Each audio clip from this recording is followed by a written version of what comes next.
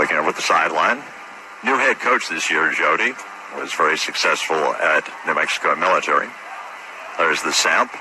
There's the snap, and that is going to be a first down. That's the first down of the game by either team. Well, right there, just finally broke through, and once you get past through that first level, it's able to pick it up. And, Doc, it's not very often I get to correct you this quick in the season, but this is his second year. He was coaching up there last year, and they had all kinds of recruits, and we had no idea what they were going to even run. We know now they're a little bit of a running team, but he is in his second year. He only had 2 wins in his first year, so had a rough starting season, but we'll see if they turn it around as we go back to live action.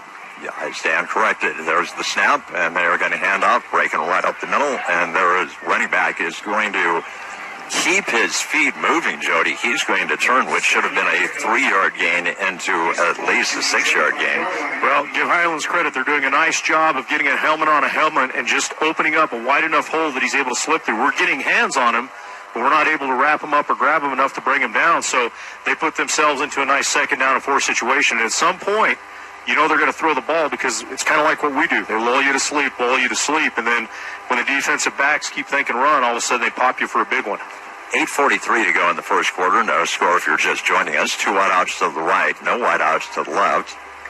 Ndangwu. And he is going to throw the ball. Flush out of the pocket. He is rolling. He's going to get hit, and he's going to lose the ball, and I believe the Greyhounds recovered. What a hit. I believe that was number 8 that came in for the Greyhounds. Dylan Corterier. Is that how you say it? Corterier. I had it right, and then I second-guessed myself. He is one of the guys that they said to watch coming back this year, and right there, he proves a point. He hits the quarterback, creates the fumble. The Greyhounds are able to dive on it. So, big turnaround right there. Greyhounds will now set up already in the red zone as they'll be at the 18-yard line when they snap the ball. So here are the Greyhounds running out of the bone formation with the running backs outside of the offensive tackles. Split in to the left. I think that's Flowers out there. Stewart, quarterback, directly under center. Running man in motion. And they are going to give the handoff, and that is going to be a loss of a yard.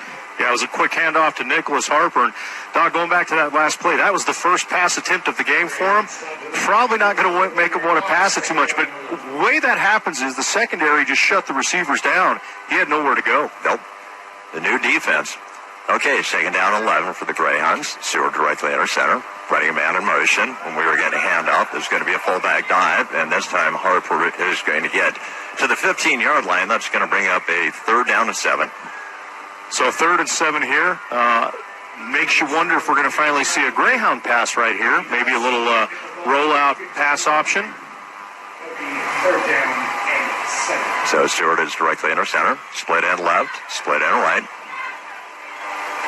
Running a man in motion. Now we're going to put him back to the original spot. That's number 2, Elias Santana. You've got a height mismatch down here on this end of the field, close to us.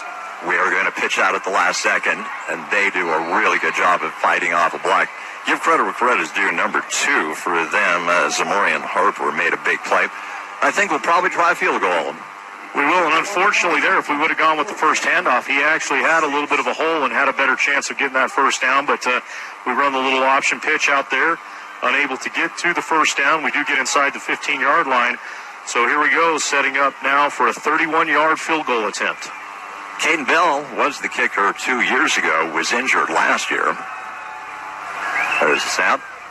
Kick is plenty long enough, and I think that baby is right through the upright, so the Greyhounds up by a score of 3-0. Let's send it back for a minute. You're listening to Greyhound Football on 105.9 K-Soul Country and the Flow College Network. Family owned and operated for 4 generations, Forest Tire is here to service all.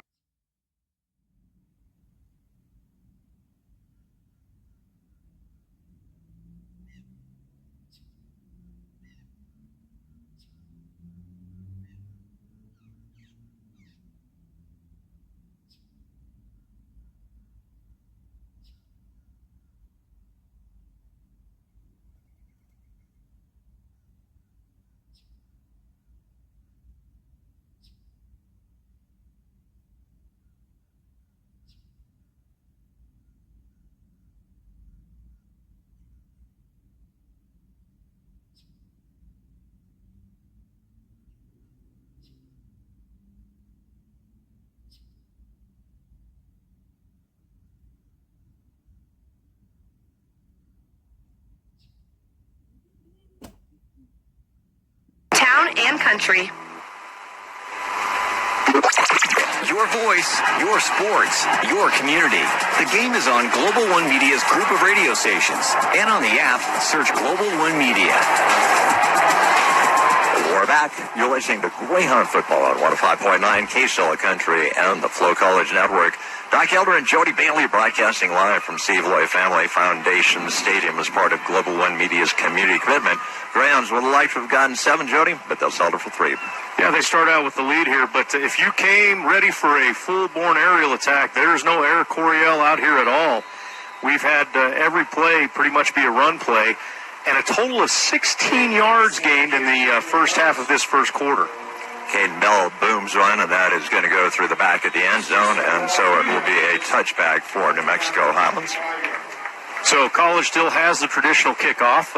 All the other leagues, the NFL and the UFL, have adopted the new deal with the landing zone, and you got to have basically a college degree to understand what all is going on with it. But here it's just your traditional kickoff, and this one's going to go through the end zone, as you alluded to, Doc. So they will set up shop out at the 15-yard line. And after that sack, Doc, here's a rare fact for you.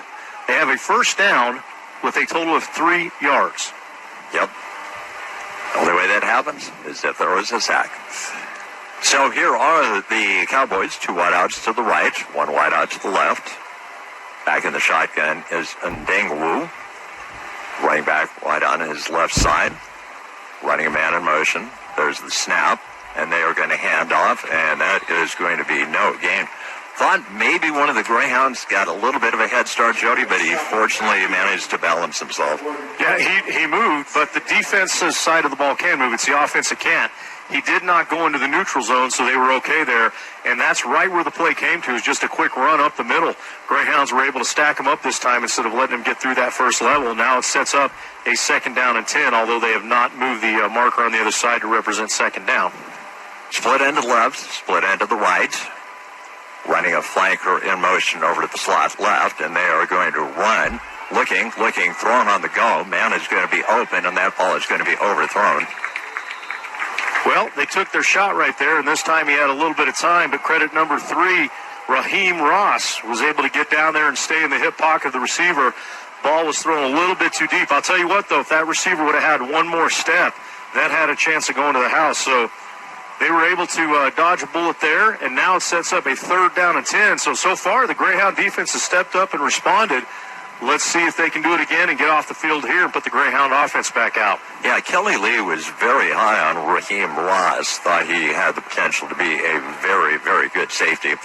Running a man in motion. Now running him back to a doubles right look, and the Greyhounds clearly jump offside. Ungawa is going to throw the quick out, and that is going to be an incompletion, but I think the Greyhounds clearly jumped offside.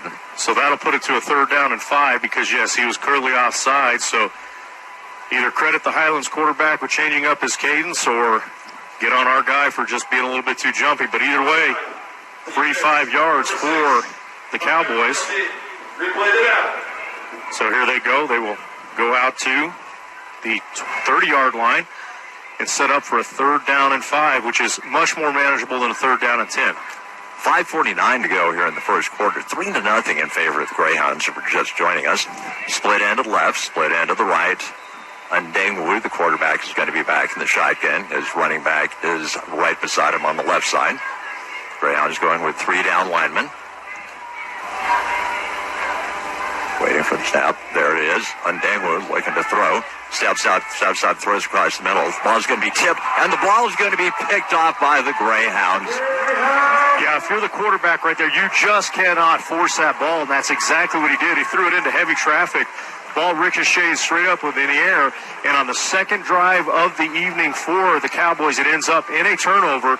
Greyhounds not in as good a field position this time as they were last, but they will be on the Cowboys side of the field as they'll set up at the 49. And you'll appreciate the name, Jody, the young man that made the pick, J.J. Silver. There you go. His dad, a former Greyhound football player as well. Yep, exactly. One of my son Cam's best friends when they were going to school here at Eastern New Mexico University. All right, here are the Greyhounds. And it is going to be Regal. Regal is going to look. He's going to throw. He's got a man wide open, and the man falls down. Oh, what a tough break, Jody. He was wide open. Regal did a nice job of selling the pitch, but Dalton Flowers just got the turf monster down. He was 3 yards past the defender, and the turf monster reached up and got him. It would have been a spectacular catch, but it would have been one that he could make. So Regal did a nice job again getting that ball where the receiver had a chance to make a heck of a play. So the Greyhounds, second down and 10. Run a man in motion. Now they're putting him back in the spot. That's Nora, the young man from Clovis. Regal, directly under center. Running a man in motion. We're going to run the pitch. There's the pitch out at the last second. Getting a great block to the outside. That is going to be a first down for Nora. Yeah, you hit it right on the head, Doc. That block is what made that happen. He was coming out on the edge. Receiver's just able to turn back and get the block there. Regal, once again, does a nice job of hanging on to the ball till the last second. Gets the pitch out, gives Nora a chance to find some open space. He does now. First down and 10 from the 20-yard line. Split end to the right, running out of the bone formation, running a man in motion, and we're going to hand off. And the ball is going to be popped loose, but I think the Greyhounds fell on top of it. Well, it looked like Regal is trying to pull the ball back, and instead, sometimes the running back thinks he's trying to give it to him, so they fight over the ball. It comes loose and falls to the ground. Does look like the Greyhounds are able to recover and dodge a bullet there, but it will now set up second down and 10. 4:50 to go here in the first quarter. Greyhounds up by a score of 3-0. Opening game for both New Mexico Highlands and Eastern New Mexico University. Flowers will go out wide to the right. Regal directly in our center. Running man in motion. He is going to run the option. Pitches out at the last second. And this is going to be Nora. And Nora is going to get a gain of 2. They're saying the ball came loose again, but was it out of bounds, or we're still waiting for some clearance here? Looks like it'll still remain Greyhound football. It's going to be third down and about 8. Yeah, and if you're curious, I think this is still a little bit out of the range of Caden Bell, so we'll probably need to get the ball about 5 yards further to give him a realistic chance for a field goal. Regal. You've got the wide side of the field away from us, so if you run out there, there's a little bit more space. Everybody's in tight. No receivers lined up outside at all. Everything is right there, packed in. Regal, directly in our center. Running a man in motion. He's going to run the option. He calls his own number, and he is going to get down to the 22-yard line. This is possible for Caden Bell. But let's see if the Greyhounds are going to go for it. Nope. Here comes the kicking team. So, fourth down, you're at the 24-yard line, which adds 7 to that. That's going to put you up over 30, then another 10 to it. So, this is going to be quite a kick for him here. Let's see if he can pull it off as he attempts about a 40-and-a-half-yarder. Have Caden Bell, one of my former students, very personable young man. Worked for the city of Portales this summer. Kick is up. It's plenty long enough, and that would be no good. Well, the distance was not an issue at all, and of course we have probably the worst angle in the world without really any TV coverage. It's hard to see how far off that was, but that would have been good from another 10 yards back. Unfortunately, just the accuracy wasn't there, so the Greyhounds just let go a prime opportunity off of the interception by Silver. Now the ball will go back to the Cowboys, and they will set up shop from the spot of the kick is where it should be. They're still trying to figure that out, but it is from where the ball was kicked, correct, Doc? I think it should be at the 24. We will see. They're trying to figure it out. It looks like right now they're at the 23. And I guess that's close enough for government work, so that's where we'll put it down and get started as the Cowboys come back out now for their fourth possession of the game. 3 minutes exactly to go in the quarter. The Greyhounds up by a score of 3-0, but they are going to rue the missed opportunities here. And Dengwu back again, running a man in motion. There's the snap, there's the handoff, and they're going to hit the middle of the line. It's going to be a gain of about 4, maybe 5, instead of second down and 5. Well, we'll go right in between. It's going to be 4.5 is what they're going to give them on it. And they just continue to run right into the line. There's nothing fancy about what they're doing. They don't sprint it outside. They don't try and run outside the tackles. They just come right up the middle every time, unless they're doing a pass play, which one pass play ended up in a sack fumble, the other one in an interception. So Let's see what they do here. And Dingwoo back in the shotgun, running a man in motion over to a doubles left look. Now he's running back the other direction. They're going to hand off, and they're going to hit the left side, and that's going to be a gain up to about the 32-yard line. It's going to bring a third down to 1. A very manageable third down here, and I would assume based off of what we've seen tonight, you're just going to see a run right up the middle with their sophomore running back. Let's see if the Greyhounds can force another punting situation. And Dingwoo bringing his kids up to the line of scrimmage. Everyone's in tight. I wouldn't be surprised to see the quarterback pull it and sprint outside. No, it's a direct snap back to the fullback, and that is going to be just good enough for the first down, Jody. Yep. They did something a little bit different there, just trying to get some misdirection. The quarterback does the old fake that it went over his head. So anybody who's reading him kind of looks back for a second, realizes the ball never came. Direct snap to the running back. He is able to pick up just enough. I mean, he is really inches past. He made that first down by about 9 inches with where they've got the ball spotted compared to where the sticks are. But regardless, 1 inch, 9 inch, it's a first down. And Dingwoo, kind of an interesting story. He's from Long Beach, California. He played for Eastern Michigan. Then he played for Grand Valley State. And now moving back more in the direction of where he originally came from. There are fouls by both teams. Unsportsmanlike conduct on the offense, number 666. So we've got 2 fouls, unsportsmanlike, that are offsetting. Unsportsmanlike conduct of the game. So Corteri picks up that penalty, and the bad thing about it is you pick up 2 of those and you're out of the game, and he is the one that caused the fumble earlier, so you definitely don't want to see him out of the game. He is one of the key parts of this defense. Minute 40 to go in the quarter. Eastern New Mexico up by a score of 3-0. And Dingwoo back in the shotgun. 2 wideouts right, 1 wideout left. There's the snap, and they're going to hand off, and there's a quick hitter. That's going to be a gain of about 7. Well, again, he's able to get through that first level of the defense, and every time he's done that, it's been a nice little gain for him. They're going to end up giving him a little bit under 7, so it'll be a long 3, second down and 3. So you'll probably see maybe another run here, and then I also wouldn't be surprised to see him maybe do something with the pass, although that has been very volatile for him this evening. And Dingwoo with 2 backs in the backfield, 2 wideouts to the right, 1 wideout to the left. It does look like a passing situation. Now they're flanking somebody to a trips right. Now they're running him back in motion, and they are going to hand off tackle. Good job by the Greyhounds. That's going to be a gain of only 1 and another third down, Jody. So another third down and a short 2, long 1, depending on which way you want to look at it. Greyhounds really need to get a stop here, because I think once they get past the 50 and they hit these situations where this is going to be 2-down territory. So want to kind of get them stopped here, get the ball back, let your defense get some rest. But again, new head defensive coordinator in Bortle coming in and running a new scheme. Let's see what they dial up here on 3rd down and 2. Probably the last play of the first quarter. I'll alert my board up. And Dingwoo back in the shotgun, running a man in motion to a slot right. There's the snap. They are going to run the option. They're going to pitch out.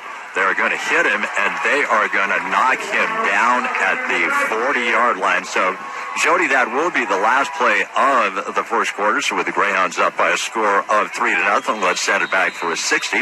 You're listening to Greyhound football on 105.9 KSL Country and the Flow College Network. 3-0. Get your game on with Yucca Telecom. Catch all the action and stream your favorite local sports teams with the fastest internet in town. It's such a hit, you won't miss a play when you get gigabit. There's no time to hesitate, so speed up your internet, support your team, and get ready for a winning season. Call Yucca Telecom at 575-226-2255 or visit their website at yuccatelecom.com to learn more. Always rely on Yucca Telecom. We're here for you. Summer is in full swing, and Clovis Family Healthcare is keeping your family ready for every adventure. From sports physicals for your little sluggers to allergy relief for Dad's epic lawn mowing sniffles, our friendly team has it all. Wellness exams, vaccinations, urgent care, right here in Clovis. Don't let a twisted ankle or a rogue sand-in-the-eye moment ruin your fun. Call 575-762-4455 to book your appointment today. Clovis Family Healthcare, keeping Clovis families healthy and happy all summer long. The game continues now with Global One Media, your local sports leader. We're back. You're listening to Greyhound Football on 105.9 K-Solid Country and the Flow College Network. Doc Elder and Jody Bailey broadcasting live from Steve Loy Family Foundation Stadium. And Jody, I correct myself, that was not the last play of the first quarter. Well, we certainly thought it would be, and it kind of would have made sense to, because you never know how valuable these timeouts are going to be in a tight game. But Coach Lee decides with 5 seconds left to call the timeout, forcing the Cowboys to have to punt from left to right on our radio dial. There's your little throwback history for people who listen to radio for a while. But wonder what the mindset was on that. So maybe when you get them on a coach's show this year, you could say, now tell us why you called that timeout at the end of the first quarter in that first game. Well, what we can tell you is that Fordham Parks is going to be the return man for the Greyhounds. He's backing up between the 15 and the 20, kind of moving back and forth. Now he plants his feet on the 19-yard line and getting ready to punt from the 25 is the Cowboy punter. Can't jump off sides in this situation. There's the snap. Good snap. High kick, and that is going to be caught, and we are going to get clobbered at the 6-yard line. Mike Jones for the Cowboys is down there and just punishes the receiver, drives him 6 yards back and into the ground, and now, Doc, we'll hit the end of the first quarter. Yep, so let's set it back for another minute. You're listening to Greyhound Football on 105.9 K-Solid Country and the Flow College Network. RG Western and Casual Wear is your local Western wear store on the square in Purtell. And for years, Bargy has carried the brand you know, the brand you love and trust. Brands like Wrangler, Justin, Ariat, Resistol, Stetson, and Twisted X shoes. Bargy is also your Hoplands headquarters for Beck sunglasses and Huey caps. They've got clothes for the entire family, from kids to adults. And if you're looking for Western wear, accessories, boots, and hats, and all your rodeo supplies, count on Bargy Western and Casual Wear. Find Bargy on the square in Purtell. People on the High Plains can't stop talking about SDG. Something different grill makes the best chicken nuggets. I like spaghetti with breadsticks. Oh, I love some SDG. It's probably a toss-up between the Thai chicken bowl and the Cobb salad. Definitely my favorite go-to lunch spot. Oh man, those chicken bacon ranch fries all day. I've been stationed in Canton for a year now, and I probably eat at Something Different Grill 3 times a week. I even have the app on my phone. Something Different Grill is always a good choice. Dine in, order online, pick up, or delivery. The game continues now with Global One Media, your local sports leader. We're back. You're listening to Greyhound Football on 105.9 K-Solid Country, the Flow College Network. Doc Elder, Jody Bailey broadcasting live from Steve Loy Family Foundation Stadium as part of Global One Media's community commitment. Well, Highlands did their job. They pinned the Greyhounds deep, the 10-yard line to be precise. But the good news for the Greyhounds is they have a 3-point lead and the ball as we start the second quarter.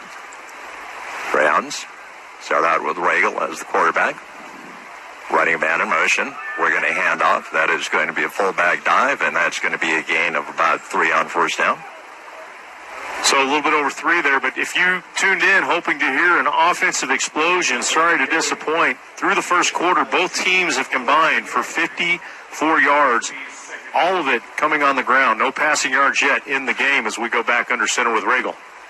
Julian Richards in there as a wide receiver. We're going to pitch out at the last second. There's a good kick-out block, and Highlands closes on it pretty well. That's going to bring up a 3rd down and short for the Greyhounds. Give the Cowboys credit there. They did a nice job of stringing that out, staying along with it. Then 2 guys are able to collapse on it. Sets up a 3rd down and 3. The Greyhounds have had some luck running that pitch option out to the side, but not there as they get shut down. So, 3rd down and 3. Greyhounds running out of the bone formation with the running backs outside of the offensive tackles. Split ends in close formation. Running a man in motion.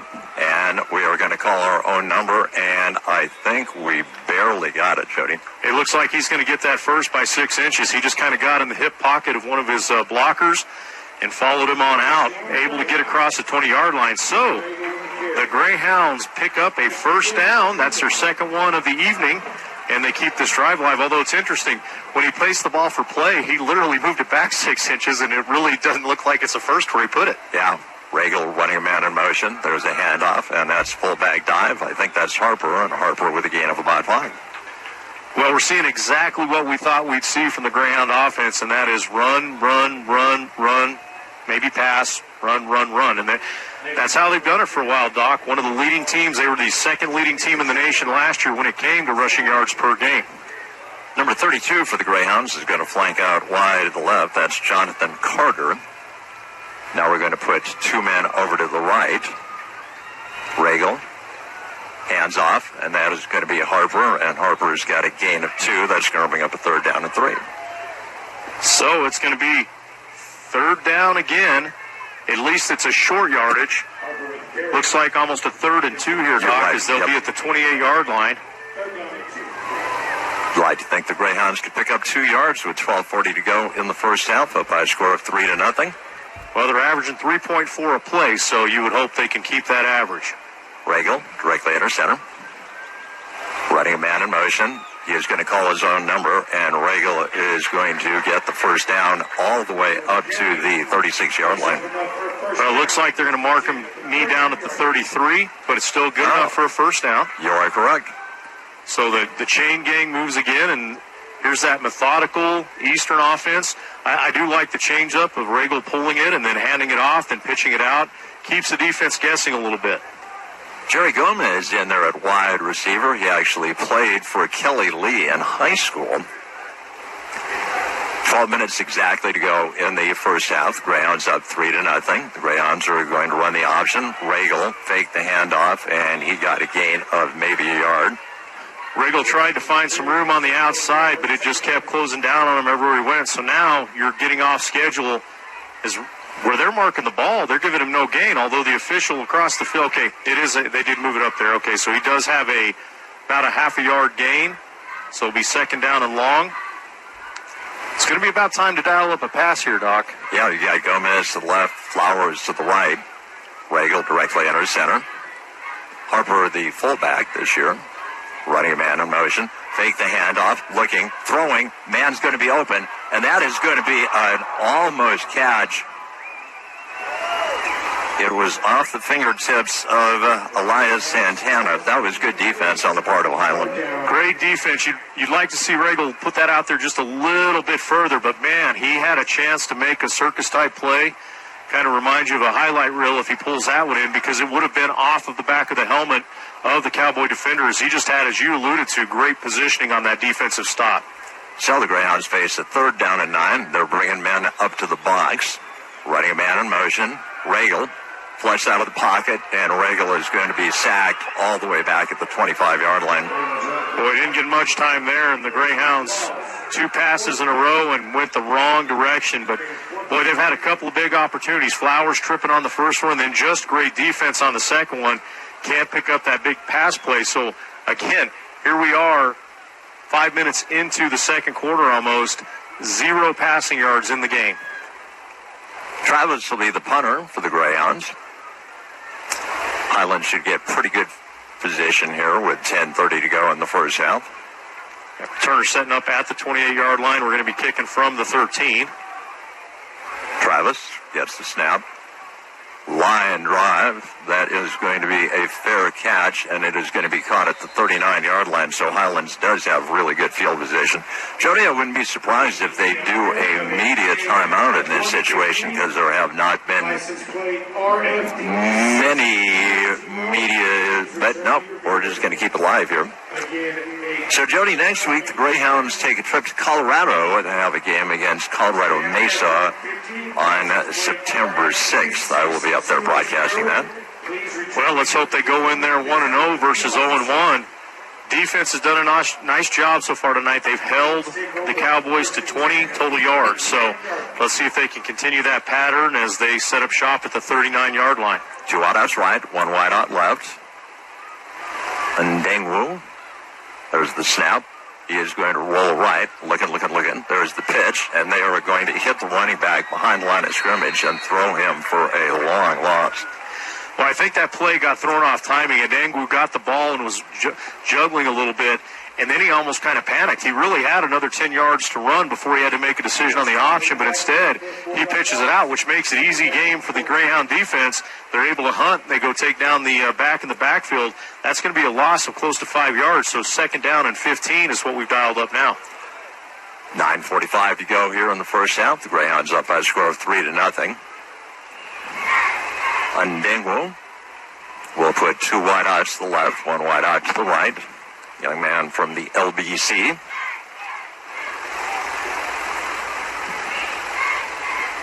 Long discussion with his offensive line. Getting ready. There's the snap. He's going to fake the handoff. He flushed out of the pocket. He's going to bounce free. He throws on them, and he throws the ball right past his wide receiver. Well, the Greyhounds had a missed opportunity there for another sack as he's able to jump through 3 of them. Then he throws a pass, and he just got a little bit of a happy feet there. The pass really wasn't to anybody. He just kind of threw it. It fell harmlessly at about the 45-yard line of the Greyhounds. So now it's going to set up a 3rd down and 15, which neither one of these teams has passing prowess, so we'll be interested to see what they do here. They do put it 3 receivers out, same formation as the last play when they passed it. Yep, 2 wide outs left, 1 wide out right. Ndengwu is going to hand off, and that running back is going to get back to the original line of scrimmage, and the Cowboys are going to have to punt it away again, Jody. Yeah, 4th and 9. They'll definitely punt it from their 40-yard line, so Greyhounds get an opportunity now here on the punt return to maybe establish some good field position. And let's see if the Greyhounds, they are going to go with their same return man. It's going to be number 11 going back. We just found out from Tyler Roberts, who's up here with us, the Colorado Mesa will be coming off a loss. They lost 41-14 to Central Washington. No disgrace there. Central Washington is really good. So Fordham Parks sets up at the 20-yard line. He got to know the Cowboy team up close and personal, and there's going to be a timeout here. It looks like the Cowboys have called the timeout, so there's the media timeout you've been looking for. Let's set it back for a 60. You're listening to Greyhound Football on 105.9 KSL Country and the Flow College Network.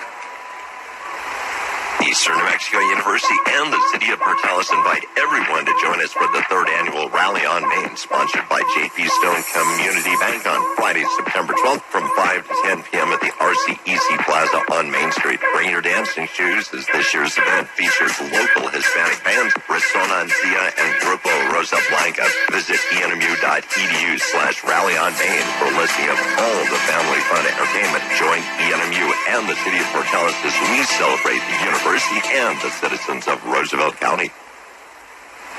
Hello, this is Stacy with Roosevelt County Electric Cooperative. Here are a few quick tips to help you save energy and money during the hot summer months. Did you know that many electronics still use electricity even when they are turned off? To cut down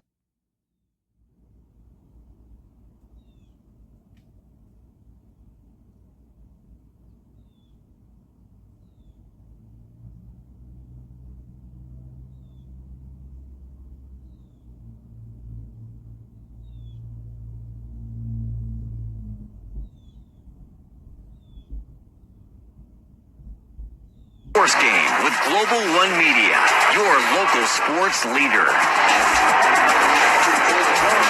We're back. You're listening to Greyhound Football on 105.9 KSL Country and the Flow College Network. Doc Elder, Jody Bailey broadcasting live from Steve Loy Family Foundation Stadium. There's the snap. There's a short kick, and let's see, Flowers going to call for a fair catch, and he does at the 18-yard line. So Highlands has done a good job here, Jody. Yeah, they have. He did the right thing there. He fair caught that one instead of last time running up and getting to know the Cowboys up close and personal. So we'll give Parks credit on that one for making the right call. But here we go back to the offense, who's shown some opportunity here to really make some big plays, but just hasn't connected on the pass plays, and really has kind of been held in check on the running. 3.2 yards per carry, usually a little bit stronger now. Let's see, Regal looks like he's coming back out at quarterback. And thank you to CNS and Simple Simons. They have sponsored segments that, unfortunately, I did not take care of here on the Flow College Network, and we're coming up to JP Stone Bank, so thank you to them. Greyhounds running out of the wishbone, and they're going to hand off, and that is going to be number 7 for the Greyhounds, Gary Maddox, that's going to get a gain of about 2.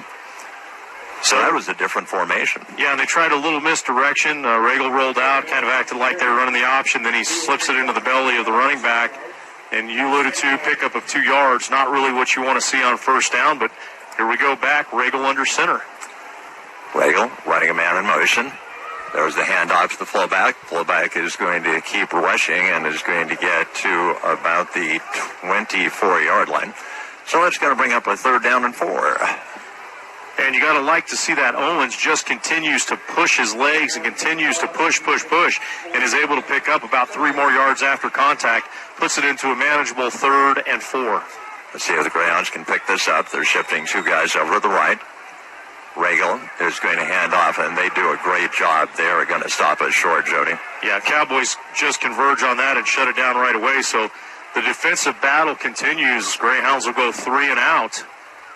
Out comes the punting team, and really didn't get much breathing room. Will be snapping from the 24, kicking from about the 10. Waiting to see where they set up, but I bet it's going to be around the 35-yard line, maybe even the 40, as he's kind of daring them.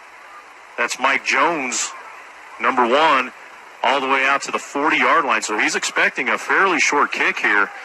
That would only be about a 30-yard kick. Yep, Ryan Travis, the young man that'll be kicking. And he kicks a good high one. That is going to be a fair catch signal. And that is going to be caught at the 38-yard line. So he judged it pretty well within 2 yards of where the ball landed. A nice high booming kick. And I think you can see why Coach Lee called that timeout. As that ball starts to arc about halfway through, it just suddenly starts to slow down and lose momentum.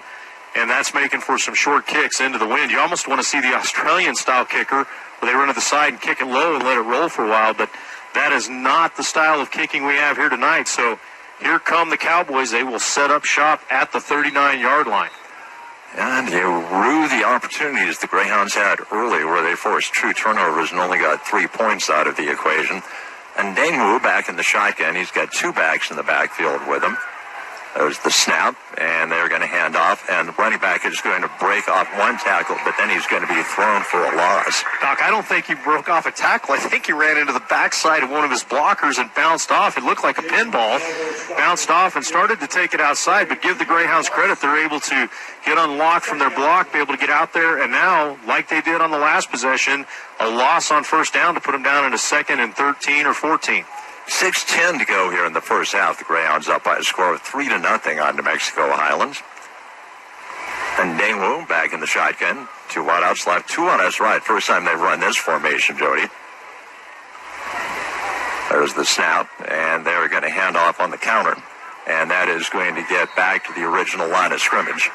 Well, I think what they're trying to do there, well, I know what they're trying to do is when you put the 4 wideouts out, you're hoping to spread the defense out a little bit and get some running lanes to open up, because that is really the only way either one of these teams, well, not really, it is the only way these teams will move the ball tonight, and that's on the ground. So here they go, setting up a 3rd down and 10.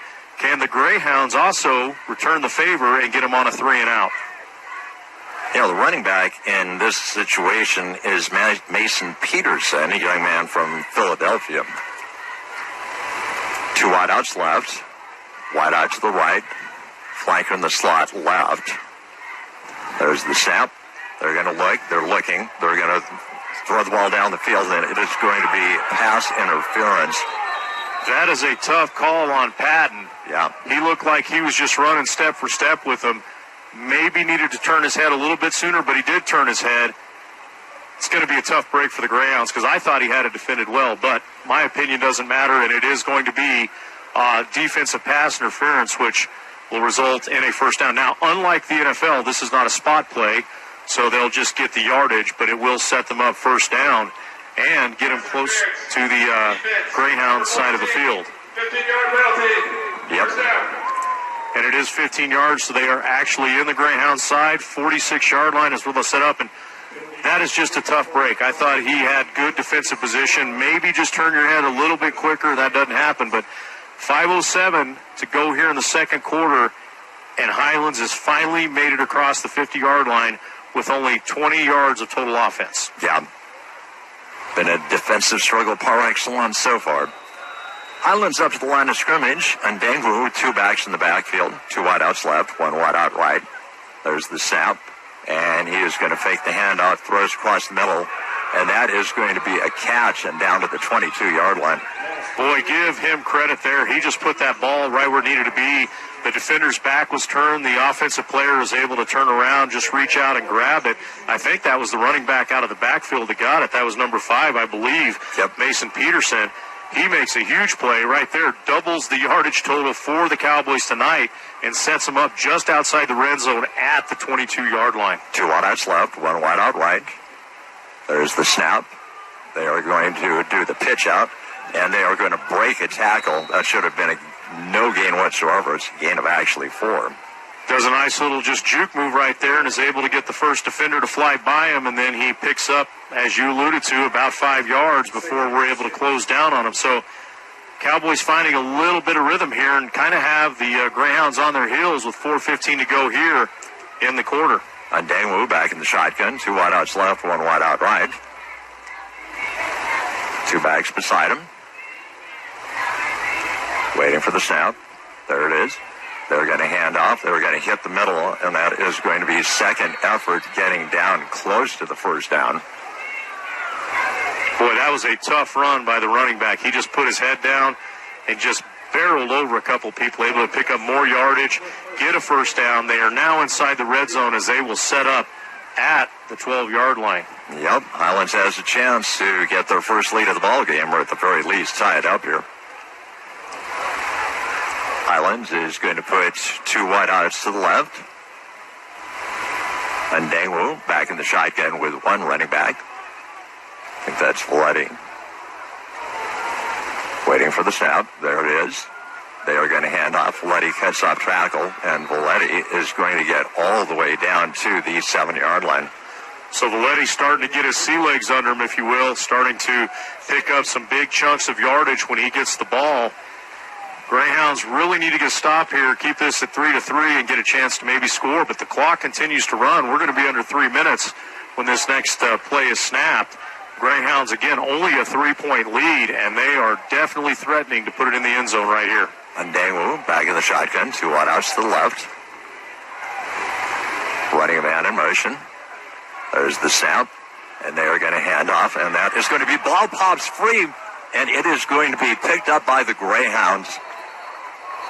Well, I don't know if we picked it up, but it went out of the back of the end zone. So either way, it should be a touchback. Greyhounds ball at the 20. And the one break that they really needed, they just got it. That is the 3rd turnover of the game.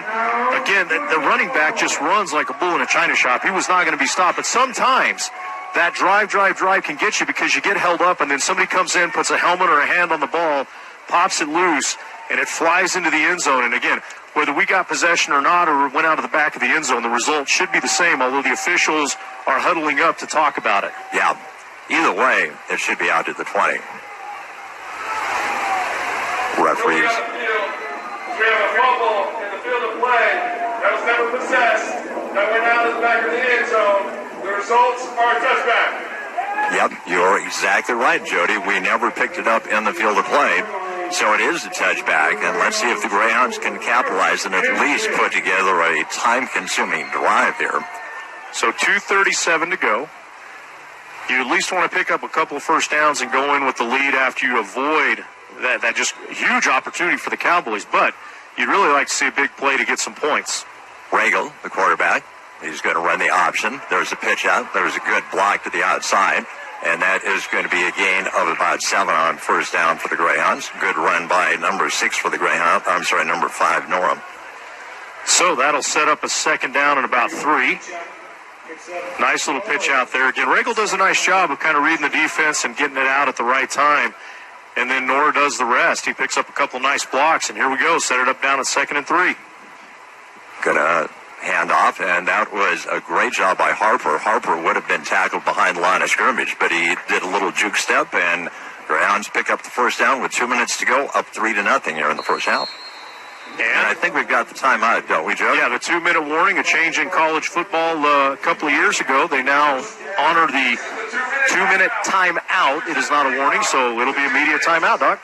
So let's set it back for a 60. You're listening to Greyhound Football on 105.9 K-Stella Country and the Flow College Network. Taco Box loves Clovis and Portales sports. Stop at Taco Box before the game and grab a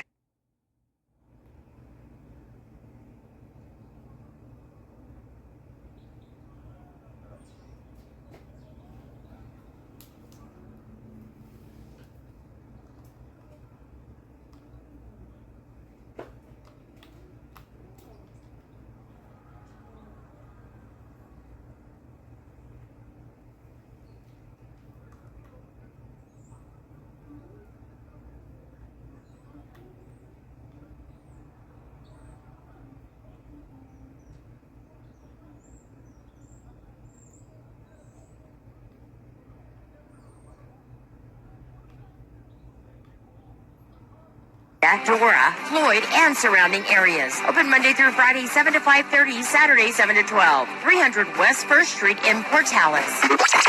Your voice, your sports, your community. The game is on Global One Media's group of radio stations. And on the app, search Global One Media. We're back, and just as we are, Jody, something you don't usually see from a Greyhound offense. We were back in the shotgun, and Regal managed to pick up 3 yards. Yeah, little quarterback keeper there, and actually I think they're going to give him 5. It looks like he got all the way out to the 33-yard line, or they're calling it 4. So 2nd down and 6, wishbone formation. And we are going to pitch out at the last second. There's a good kick-out block, changing directions, and that is going to be a first down by Elias Santana. So Greyhound's going to go in a little bit of a hurry up here as we get to the 1:30 mark here in the first half. Regal directly under center, a one-back set, fades back, looks, steps, throws, out. That is going to be a catch, and that is going to be Gomez with a reception down at the 40-yard line. And Gomez does a nice job, too, of realizing he's not going to get any more yards. He steps out of bounds, stops the clock at 1:21. And don't forget, Doc, we're down to 2 timeouts because we called that timeout at the end of the first quarter when they were punting. So 2 timeouts to work with, 40-yard line, 1:21 to go, trying to build on a 3-0 lead are the Greyhounds. Regal back in the shotgun. Split end to the left is Flowers. Split end to the right is Gomez.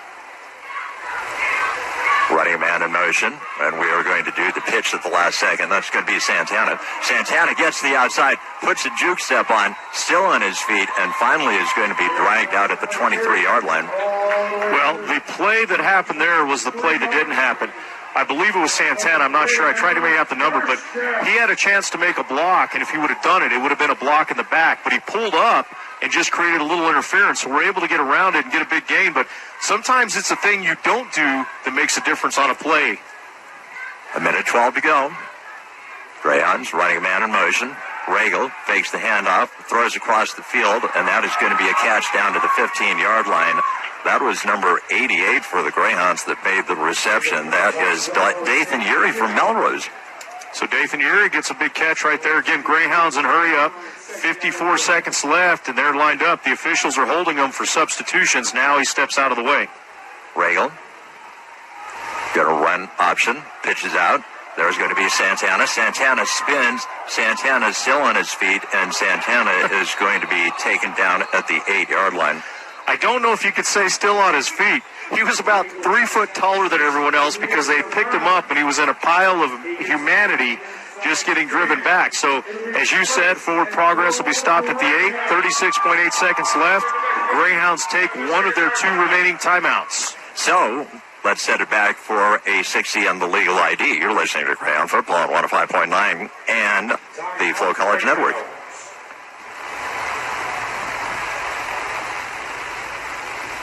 Wake up, Portales. It's donut time. For 43 years, Thane and Sandy Floyd and their awesome team at Daylight Donuts have been hand-making fresh donuts every single morning. That's right. Every glaze, twist, and sprinkle starts right here in their kitchen. Got a craving? Call in your order and skip the wait. They've got you covered. Find Daylight Donuts at 600 East 2nd Street in Portales. Hot, fresh, and made with love. Because mornings are better with Daylight Donuts. Family owned and operated for 4 generations, Forest Tire is here to service all your tire needs day and night. With your busy travel schedule, what you need is a tire that can keep up. Like the exceptionally long-lasting Michelin Defender tire with an 80,000-mile warranty and the safety you expect. You can lose track of time and focus on what really matters. For all your tire needs, brakes and alignments too, Forest Tire Company is a friend you can always count on. Forest Tire, keeping you rolling since 1944. KSEL-FM Portales. After all these years, still your kind of country. Streaming live at KSELCountry.com and right here on 105.9 KSEL Country. The game continues now with Global One Media, your local sports leader. We're back, and just as we are, Chad Regal rolling out right, looking, and finally finding Jerry Gomez in the end zone for a touchdown. And I'm not sure he was going to. He had 2 receivers in the same area. The first receiver thought he was overthrown and looked disgusted, and then all of a sudden Gomez pops up in the back, makes the reception, just like that. The Greyhounds drive the ball down, and with 28.9 seconds left, put the first touchdown of the season on the board. The kick to follow is up, and it's good. So just like that, the Greyhounds up 10-0, and what a change of events, Doc. Cowboys were driving into the end zone. I mean, they were literally 1 yard away, getting ready to take the lead into halftime. Ball squirts loose, goes out of the back of the end zone. The Greyhounds get it, and you think, well, 3 minutes left, but the way this offense has moved today, we're probably not going to see much. But in under 3 minutes, they're able to go. It's 2.5 minutes to be exact. They're able to go 80 yards and score the touchdown. And Regal just did a tremendous job of buying time on that rollout. He just kept rolling and rolling. Never lost his composure, got to the sideline, looked back, and I think he may have saw Gomez better than we did, but at first it looked like just kind of a throwaway, and then there's Gomez with the first Greyhound touchdown of 2025. So the Greyhounds do go up by a score of 10-0 with 28 seconds to go, and Caden Bell will be kicking off here. I believe this is the first time that Caden has kicked off since the field goal.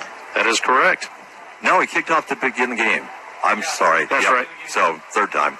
And the good news for the Greyhounds is they'll get the ball to start the second half because Highlands had it on the first possession. I believe Caden's from Los Lunas. Let me fact check myself on that. He is from Los Lunas. One of the many New Mexicans on the roster. High, short kick. That's going to hit. It's going to bounce. It's going to go out of bounds at the 35-yard line. Caden kind of mad at himself because obviously no time goes off the clock in that situation. But it could be worse. Highlands could have taken it to the house, so see if the Greyhounds can keep them from getting in field goal position. 28 seconds left here. Again, Cowboys have not been very effective on passing, so we'll see if they decide to go for it here, but a lot of times that's ended in something nice for the Greyhounds. So you don't want to give the ball back here either on the first play, so let's see if they just decide to run it and head in at halftime to regroup, or if they're maybe going to go for a big play. Yeah, they're only down 2 scores right now. 2 wide out to the right, 1 wide out to the left. And Dingwu back in the shotgun. Flanker in the slot close right. Running a man in motion. There's the sap. And Dingwu's going to look. He's going to throw the little bubble screen. Good execution, and that is going to be a gain. That's going to be close to a first down out to the 43-yard line. You got to be careful if you're the Greyhounds, too. You don't want to pick up a 15-yard penalty. And, they've got the white apron on the side of the field, and you're not supposed to hit anyone once they get into it, and especially past it. And there, the tackle went well into the bench. So be careful. You don't want to give up yards to give them some life here. 21.4 seconds to go. Second down and 3. Greyhounds kind of playing what I would call a prevent defense as much as you can in this situation. 2 wide outs left, 1 wide out right. And Dangwu is going to fake the handoff. Flush out of the pocket, rolling, throwing. He's got a man wide open. That's going to be a touchdown, Jody. Well, definitely not what you wanted to see, but that's Mike Jones who just gets open. And the biggest issue you had there was we just did not get to the quarterback. He was able to step out, get out of pressure, get past the first wave, and just like that, with 12.6 seconds left to go in the first half. Now we're back one-score game as what has been a nice defensive game by the Greyhounds just gets blown up in one play. Unbelievable. The one thing you could not allow, and you allow. So it's going to be a 3-point game if the extra point is good. Waiting for the snap. Kick is up, and the kick is good, and with the score 10-7, let's send it back for a 16. You're listening to Greyhound Football on 105.9 KSL Country and the Flow College Network. Hey, sports fans, it's Kinsey and Kaysen. We are so excited for all of the new changes.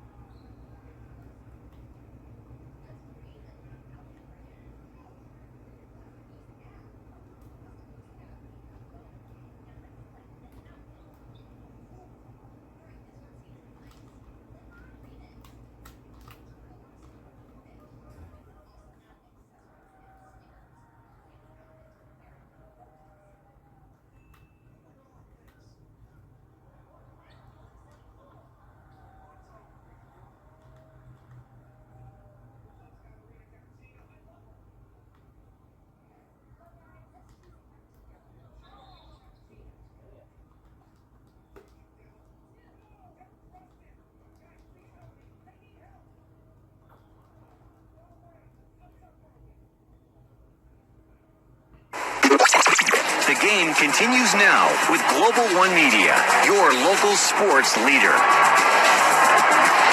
We're back. There's the kickoff. It is going to be a line drive, and it is going to go out of bounds, and the Greyhounds will get the ball at the 35.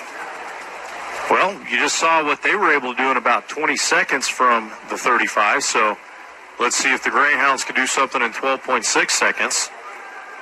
Unbelievable. Greyhounds had a 10-0 lead. All they needed to do was keep Highlands in front of them, and they allowed a guy to get behind them. And like you said, Jody, give credit where credit is due, and Dangwu put the ball right on the money. And Mike Jones, the senior from Fort Worth, just ran underneath it. So Regal will be the quarterback. He'll have two wideouts to the right, one back in the backfield. Nope, now he's going with the bone formation. Nope, now he's shifting again. Everybody's shifting, Jody. We're going to put two wideouts to the left. Running back on the right side. Now we're running the tight end and the running back over to the left.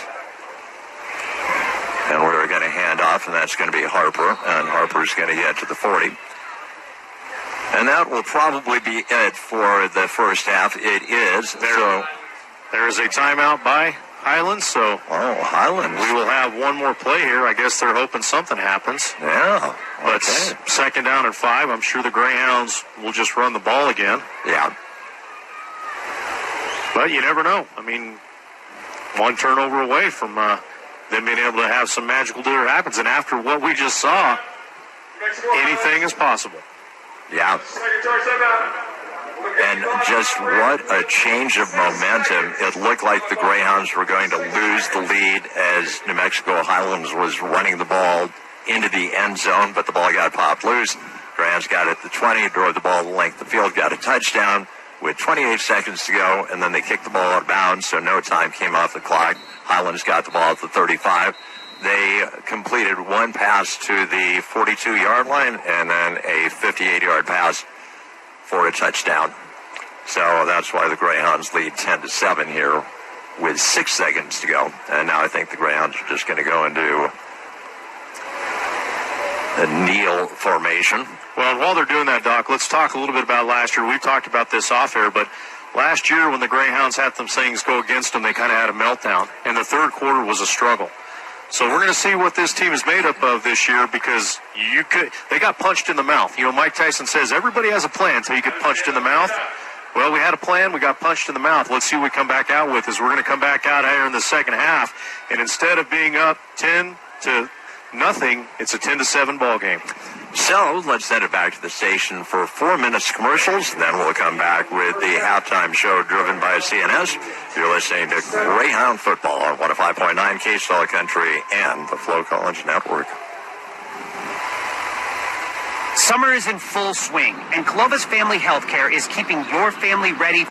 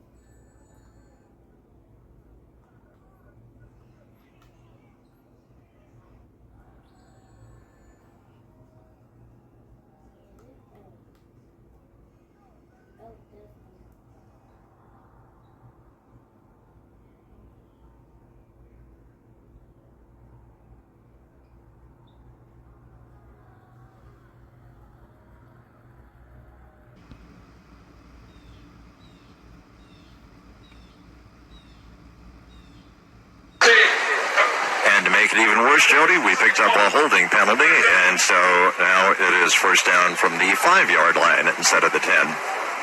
Well, we talked about getting punched in the mouth. The punches happened, and now there's been a couple of quick jabs to really get you on your heels. Let's see how the Greyhound offense responds, which after the first two series, Regal stepped under center, and he stayed there the whole rest of the first half, and it looks like he's going to start out there here in the second half. Yep. Up to the line of scrimmage. Browns are going to run a man in motion. We're going to do the fullback dive, and that's going to be a gain of 3, maybe 4. 3.5, just a long 3 or a short 4, depending on whether you're a pessimist or an optimist. That'll bring up what they're calling on the PA second down and 7, but it is a long 7. This time, Greyhounds, 2 receivers, 1 split out on each side. Regal will go back in the shotgun, Jody. We've seen that a few times here today. 2 backs in the backfield with him. Split end left, split end right. And we are going to run the toss sweep. That is going to be a good block to the outside, and that is going to be a gain that is going to be all the way out, but I think that is going to come back, Jody. Well, some laundry on the field, so we'll wait and see what the call is, but it was a nice misdirection play there. They were able to kind of freeze the defense, get the edge, but they may have also gotten the edge because of a hold. Yep. And I am not going to second-guess the officials. They are way closer to that than we are, but all I can tell you is that would have been a gain all the way out to the 25-yard line. But offense, 5. After this is going to go. Replay second down.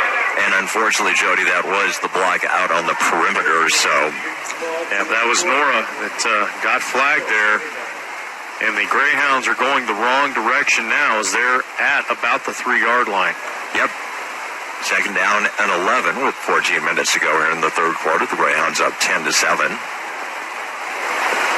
They are going to do a pitch out, and the Greyhounds are going to get the ball out to about the 8-yard line, so that's going to set up a third down and 7. And the pitch out was definitely the right call. Anything going up the middle was going to be stopped immediately.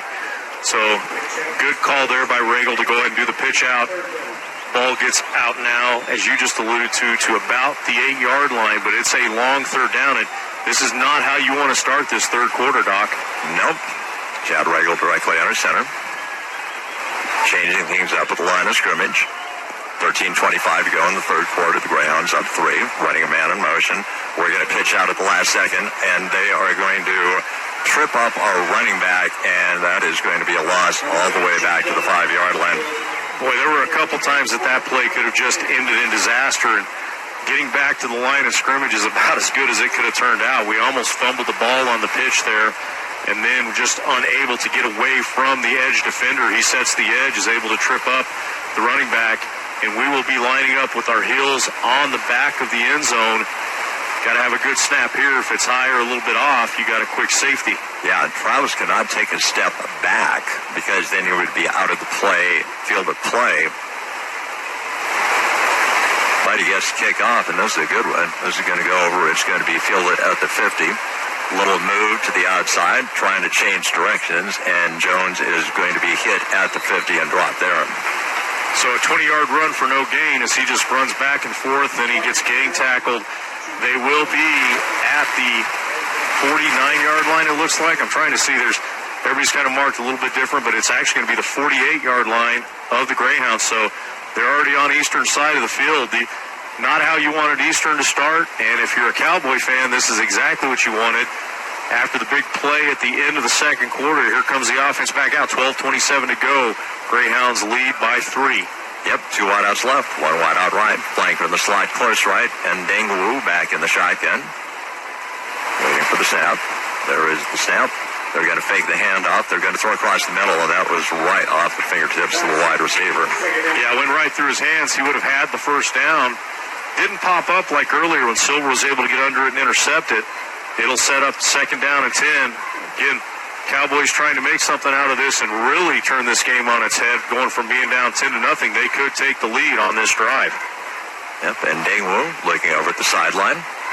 He's going to put 2 wideouts to the left, 1 wideout to the right. He's got 2 backs in the backfield rolling him on this play. So obviously no tight ends in this formation. Running a man in motion into the backfield. And they are going to hand off and try and hit the middle. And that is going to be a touchdown, Jody. Boy, they're able to slip through that first level, and once he does, turns on the jets and goes, and I believe that was their sophomore sensation, freshman of the year, offensive player of the year for the RMAC.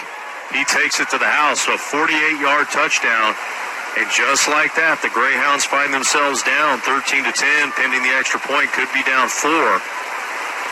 Yep, and that was just, man, he got to the line and got through the line, and there was no stopping him from that point on. So Highlands has their first lead of the day with 12:14 to go here in the third quarter. There's the snap. Kick is up, and the kick is good. So with a score of 14-10 in favor of Highlands, let's send it back for a 60. You're listening to Greyhound Football on 105.9 KSL Country and the Flow College Network.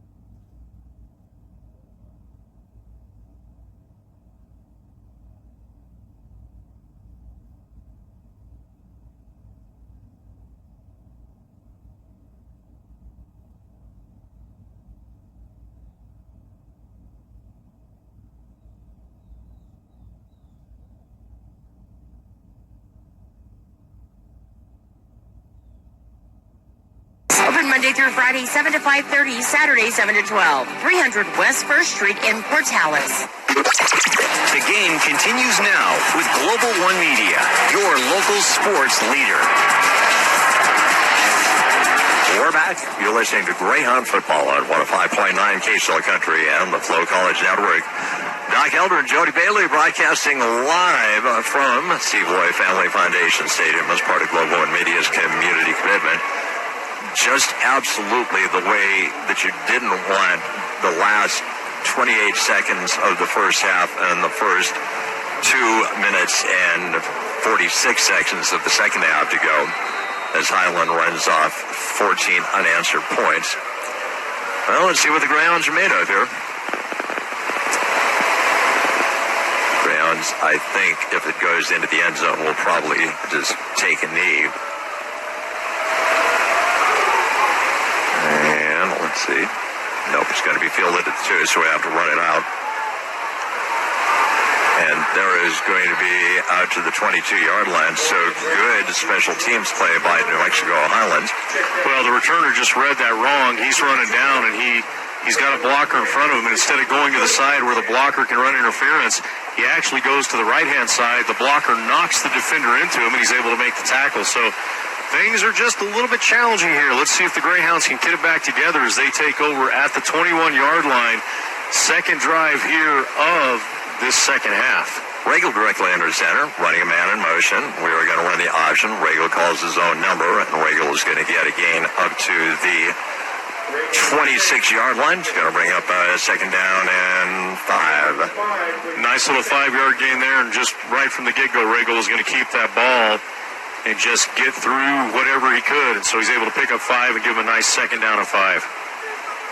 Split ends in close formation, running a man in motion, and we're going to hand off on the fullback delay. That's going to be a gain of 1. So it's third down and long for the Greyhounds, third and about 3. Well, this is a tough spot right here. The Greyhounds have got to start getting some momentum at some point here and at least let their defense have some rest after giving up 2 big plays. 2 plays, they gave up over 100 yards, and that led to 14 points. So critical third down right here early in this third quarter. Directly under center is Regal. Regal's going to hand off, and we do pick up the first down. Nice job by the running back there. He spots the opening. It starts to close down a little. He recognizes where he's got to get to, leans forward, does a little bit of a dive, and he gets it out to the 32-yard line. So able to pick up that first down by about a yard. Greyhounds got a little bit of life here. Let's see if they can respond to what's happened over the last 5 minutes of game time. Regal back in the shotgun. He's got a back behind him, 2 backs beside him, running man in motion, and we are going to run the option. Good kick-out block, and that is going to be a good open field tackle. I tell you what, Highlands saying that they took the ball away, but the referee is saying that the ball was down. Well, I think Trevor Romaldo might have a point there. If they believe it enough, off to the left, over here in the corner, is the review booth. They do have that at this level of football. Greyhounds quickly up to the line, trying to move forward before they can review it. Running a man in motion. We are going to hand off, and that is going to be another first down for the Greyhounds. Doc, I think we believe they might have had a chance there, too, because we have not ran hurry-up like that except for the last part of the second quarter. So give the coaching staff credit to realize there might be an opportunity there for the Cowboys to steal one. They get back up to the line quickly and pick up the first down. Now out to the 42, 43-yard line. Regal running a man in motion, and there was... Talk about timing. Regal gets that ball right there just in time. The defender tries to get his hands on it. Gomez is able to pull it down, and then Gomez decides, I'm going to get every yard I can out of this play. Does the somersault to pick up 2 more yards, keeps the drive alive. Greyhounds now at the 33-yard line on that big play. Greyhounds trailing 14-10 with 8 minutes to go in the third quarter. Regal directly under center. Split end to the left, split end to the right. Running a man in motion. And we do the handoff to the fullback, and that is going to be Harper getting a gain of about 4, maybe 3. It looks like they'll mark it at the 30-yard line, so that's going to be a long 3, short 4. Greyhounds really want to build on this and get the lead back. You know, we said earlier, we'll see what they're made of, and boy, they've given themselves every chance to dig out of a hole here, so let's see if they can get the job done. Regal, directly under center. He has been the quarterback since the 3rd series of the game. Running a man in motion. And he is going to hand off, and there is a foot race to the end zone, trying to get to the outside, and it is going to be down to about the 2-yard line for the Greyhounds. You can't even describe that play. It looked like 3 different guys could have had the ball, and then all of a sudden we look up, and 10 yards down the field, the running back is in open area and just doesn't quite have the speed to pull away. He had the open field, couldn't pull away, but they will set up now at the 3-yard line, trying to get the touchdown here. Greyhounds running a man in motion. We're going to do a quarterback sneak, and that is going to be probably down to the 1-yard line. That's correct. Regal gets it down to the 1-yard line here. You like your chances as long as there's not a mistake. You got 2 plays to get it into the end zone. We've got an injured player down, so there's going to be a timeout in the action. Yeah, so let's send it back to the station for a 60. You're listening to Greyhound Football on 105.9 KSL Country and the Flow College Network. Okay, next time you see Seifert, tell him when the offense is out there, you don't rally the crowd to make noise. No, exactly. If Peyton Manning was here, he'd go hunt him down. Yes. Yes, he would.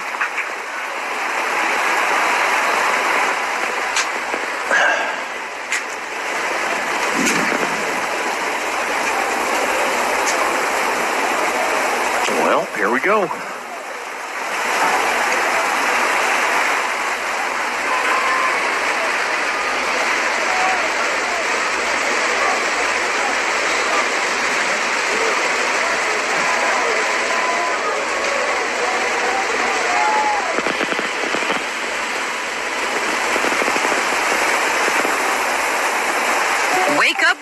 Dallas, it's donut time. For 43 years, Thane and Sandy Floyd and their awesome team at Daylight Donuts have been hand-making fresh donuts every single morning. That's right, every glaze, twist, and sprinkle starts right here in their kitchen. Got a craving? Call in your order and skip the wait. They've got you covered. Find Daylight Donuts at 600 East 2nd Street in Portales. Hot, fresh, and made with love. Because mornings are better with Daylight Donuts. The game continues now with Global One Media, your local sports leader. We're back, and just as we are, Jody, the Greyhounds had a 2nd and goal from the 1. We hurried up to the line of scrimmage. There was a penalty flag. Ball went into the end zone fortuitously, and I'll give Tyler Roberts credit. I thought that was the legal procedure, but he said, nah, Highlands was offside, so touchdown, and the Greyhounds have the lead back. Well, if it's illegal procedure, they're called pretty quick, and they were talking for a minute. So now the snap is back, kick is up, and with that through, Greyhounds get back out to a 3-point lead. 6:36 to go. So the Greyhounds respond to some adversity. They take the lead. We've got a ball game. Let's send it back for a 60 with the Greyhounds up 17-14. You're listening to Greyhound Football on 105.9 KSL Country and the Flow College Network. Family owned and operated for 4 generations, Forest Tire is here to service all your tire needs day and night. With your busy travel schedule, what you need is a tire that can keep up. Like the exceptionally long-lasting Michelin Defender tire with an 80,000-mile warranty and the safety you expect. You can lose track of time and focus on what really matters. For all your tire needs, brakes and alignments too, Forest Tire Company is a friend you can always count on. Forest Tire, keeping you rolling since 1944.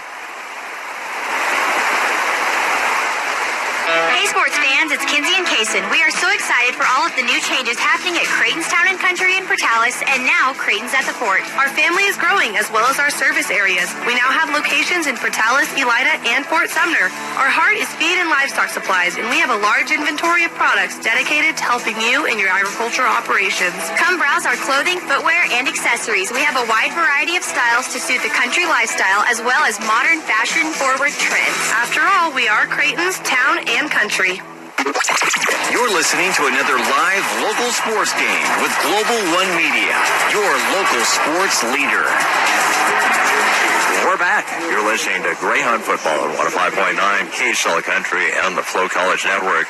Doc Elder, Jody Bailey broadcasting live from Steve Lloyd Family Foundation Stadium. The Greyhounds regained the lead 17-14 with 6:36 to go in the third quarter.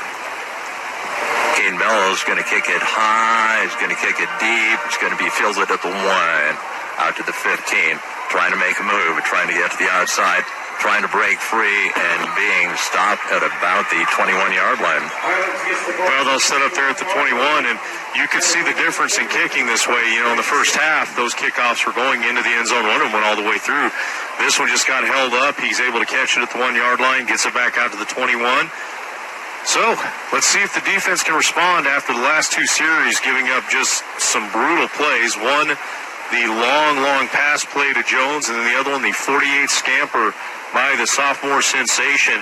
He's able to take it all the way to the house, and now that we've responded and taken back a 3-point lead, maybe the defense has had a little bit of time to rest and breathe, and they can get back on what they were doing at the first part of the game, where they really were neutralizing the offense. Running a man in motion. There's the snap. They are going to hand off, break into the outside. Good cutback against the grain, and that's a gain of about 5 on first down. Well, if you're the Cowboys, that's what you want to see, is a nice little pickup of 5, put you into a second down that's manageable. You've got 2 downs now to pick up 5, so that also kind of gets you in the area where you can take a shot downfield, because as we've seen, the Greyhounds can be exposed in the passing game. They have not beaten themselves, Jody. They being New Mexico Highlands. They have committed very few penalties on offense. And unlike the Greyhounds had a chance at 2 big plays. Neither one came through. Their big play did. 2 wideouts right, 1 wideout left. Ndangwu is going to hand off, and their running back is going to break through, and now it's going to be a foot race, Jody. And I think we're actually going to stop him, but he's going to cut back against the grain, and he's going to be all the way down to the 24-yard line. Well, now that he's kind of figured things out, he is showing why he was the freshman player of the year. Yeah, no question about it. He's fast, and he is a very elusive runner. So 1st and 10 for Highlands, the 25-yard line at the Greyhounds. And Dane Wu looking over at the sideline. He's gone the whole way at quarterback for New Mexico Highlands. 2 wideouts left, 1 wideout right. Flanker in the slot left. Now running a man in motion over to a doubles right look. Now running back. And they're going to hand off, hidden against the grain. And that time the Greyhounds are going to do a good job of wrapping and dropping for virtually no gain. Well, I think Valetti's out, getting a breather, so that was their other running back that was in there. So Greyhounds are able to contain him, but just like that, Valetti says, all right, I've had enough. Get me back in there. Yep. Yeah, that was Mason that was in the game on that particular play. So, 2nd down and 9 for Highlands. They're certainly within field goal range. Their kicker has a very good leg. 2 wideouts left, 1 wideout right. 4:20 to go here in the 3rd quarter. The Greyhounds up 17-14. There's the snap. They're going to fake. They're going to throw on the go, and that man is going to be overthrown, and a late penalty flag goes flying. Yeah, I was afraid, judging off what they called earlier, I was afraid that was going to be pass interference as well. The irony is the official who was literally standing 5 yards from the plate didn't call it. It was the line judge who was down about 20 yards away from the plate. He's now discussing it with the referee to get the call, but it probably is going to be pass interference against the Greyhounds. That is what we are assuming. Now, it is pass interference against number 28, so Fairman gets the penalty there. And what's interesting is the official that called it is now going over and talking to the official that didn't call it. Yeah. But it's not going to change anything. He picks his flag up, puts it back in his pocket, and now the Cowboys set up at the 10-yard line. So it's been feast or famine for the Cowboys when they get down here. They did fumble the ball here and turn it over to the Greyhounds. Let's maybe hope we can have something like that happen again. 2 wideouts left, no wideouts right. And Dingwu back in the shotgun. Running a man in motion. They are going to hand off, and that is going to be Valetti getting down to about the 1-yard line. Boy, Valetti is just tough to tackle, and again, we kind of apologize here. We'd like to give you more stats and tell you just how effective some of these things are or aren't, but we have not had a stat update since 11:25 in the 2nd quarter, and a lot of things have transpired since then. 4 touchdowns, and could be a 5th here as the Cowboys come to the line, just knocking on the door of the goal. Yep, and 2 pass interference calls have really hurt the Greyhounds tonight. Running a man in motion. There is the handoff and into the end zone untouched. Well, Valetti's making it look easy on some of these runs, and that one right there, he wouldn't have been down in touch football. He's able to just get into the end zone. So Highlands has the lead back 20-17, and they will attempt the point after to go back up by 4 points with 3:38 to go in the 3rd quarter. Yeah, the Greyhound they've got to figure out something to do about that play. Waiting for the snap. There it is. Kick is up, and the kick is good. So with the score 21-17, let's set it back for a 60, and let's run the legal ID. You're listening to Greyhound Football at 105.9 KSL Country and the the Flow College Network.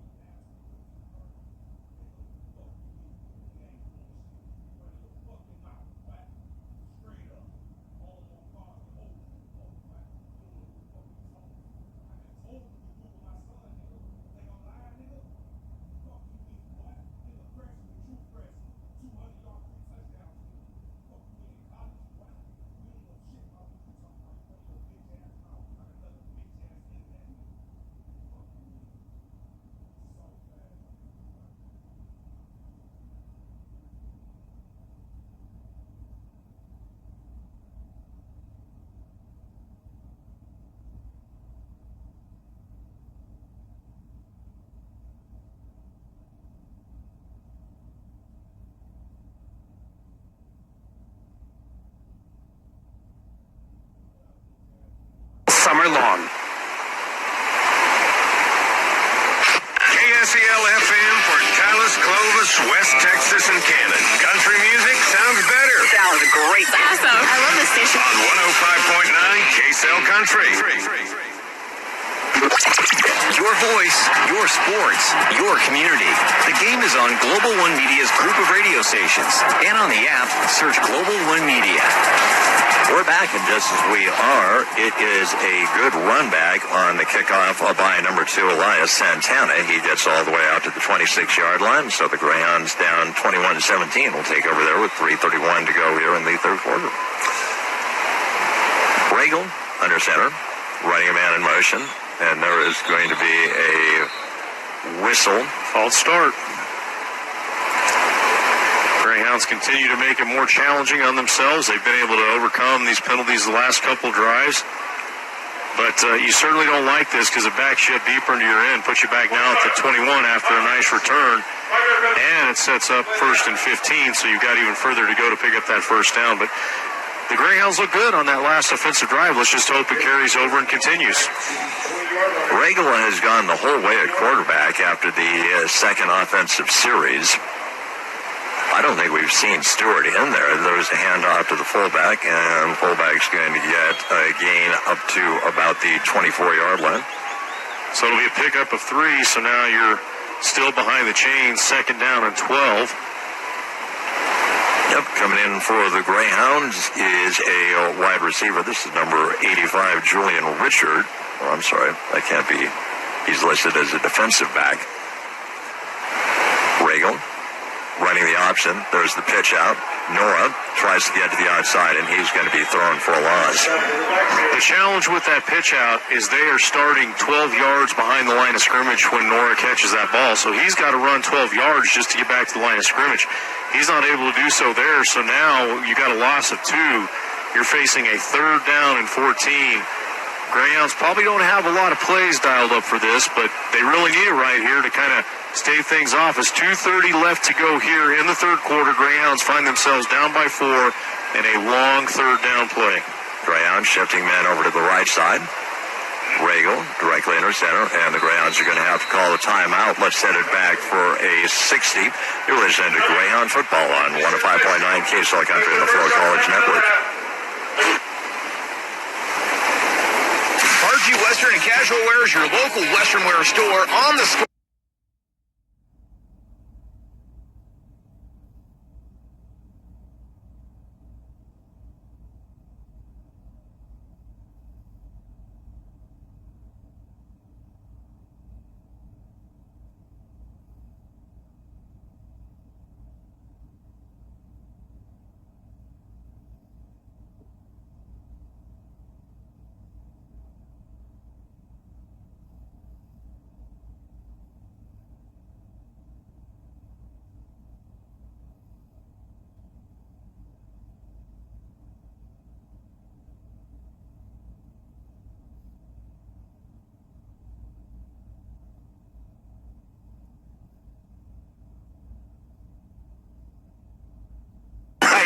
On my phone. Something Different Grill is always a good choice.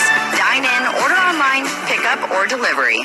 KSEL FM, Portales, Clovis, West Texas, and Cannon. 105.9 KSL Country. The game continues now with Global One Media, your local sports leader.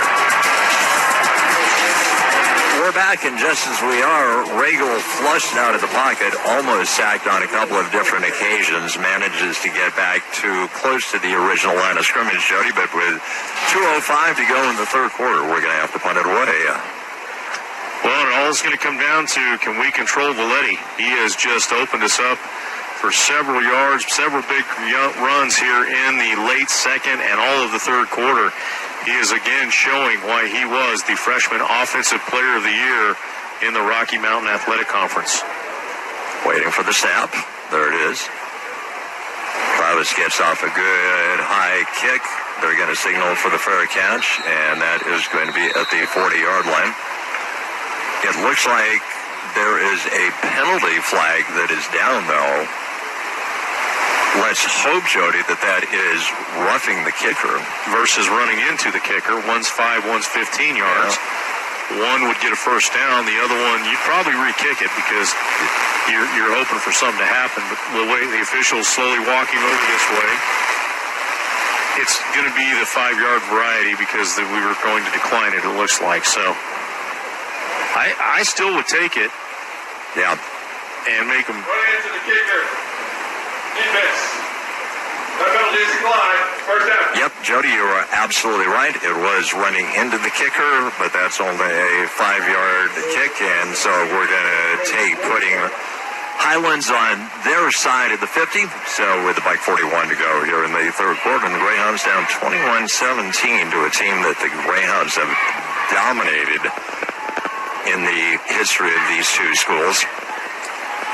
Browns are just going to have to figure out some way to stop this running attack.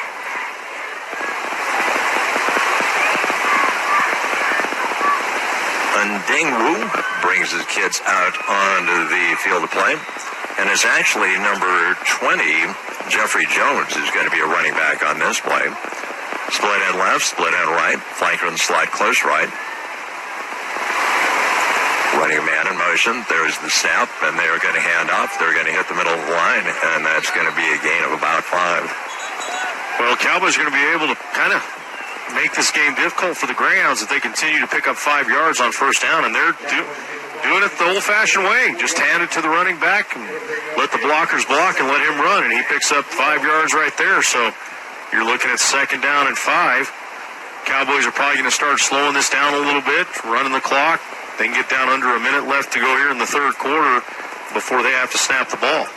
Yeah, the Cowboys have really only hit one big pass play, but they've had 2 pass interference calls that have gone their way. 2 wideouts right, 1 wideout left. Running a man in motion. There's the snap, and they're going to hand off, and that time the Greyhounds are going to stop the running back for a short gain. It's going to bring up a third down and 3 with 45 seconds to go in the quarter. The Greyhounds down 21-17.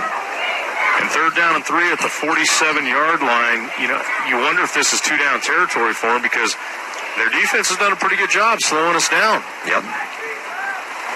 Yeah, they're not going to be afraid of giving the ball over to the Greyhounds at this rate. They will have to snap the ball. There's about a 7-second difference between the play clock and the game clock, but this may be the last play of the third quarter. There's the snap. They're going to fake the handoff. Thrown on the go. Man is wide open down the field. That's going to be a touchdown. Well, Jody, I correct myself. They've hit 2 big pass plays. Mike Jones again, and once he gets behind our DBs, they're not catching him. Nope. He gets on it and goes, and that's going to open up a 10-point lead. A chance here with the extra point to extend it out even further. And, Doc, 10.9 seconds left to go in the third quarter. We talked about the challenges the Greyhounds have had in the third quarter. We thought they might have finally figured it out when they were able to go down and score and take the lead. But now, 2 unanswered touchdowns by the Cowboys. Cowboys back on top, and boy, is momentum on their side. There's the snap. Kick is up, and the kick is good. So with the score 28-17, let us send it back for a 60. Listen to Greyhound football on 105.9 KSL Country on the Flow College Network.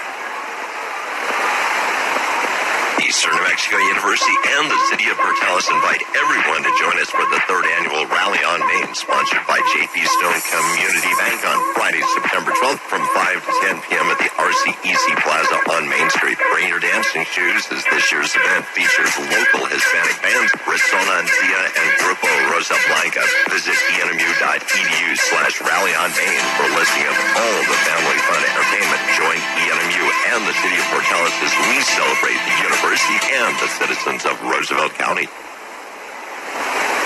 Hello, this is Stacy with Roosevelt County Electric Cooperative. Here are a few quick tips to help you save energy.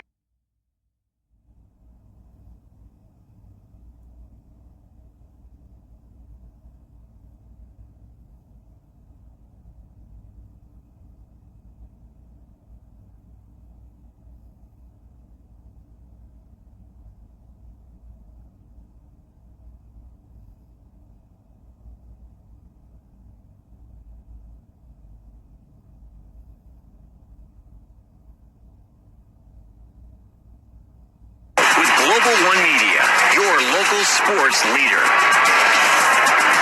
We're back. You're listening to Greyhound Football on 105.9 KSL Country and the Flow College Network. Doc Elder and Jody Bailey broadcasting live from Steve Loy Family Foundation Stadium as part of Global One Media's community commitment. Greyhounds have been outscored 28-7 by the Cowboys since the Greyhounds took a 10-0 lead and looked like they would take that into halftime. There's a kick, and that is going to be fielded at the 2, and the Greyhounds are going to run it out. Greyhounds are going to try and get to the outside. Greyhounds are going to put a move on. The Greyhounds are going to get hit at the 16. Just really good special teams play by Highlands. Well, it's dig deep time now, and the best thing that could have happened there is get out of the third quarter. We still are going to have one more snap in the third quarter. It just, for some reason, has been kryptonite the last couple of years in this first game for the Greyhounds. Again, they find themselves down 28-17. Boy, it's just been a complete change since midway through the second quarter. Yep. One play. Turn things around.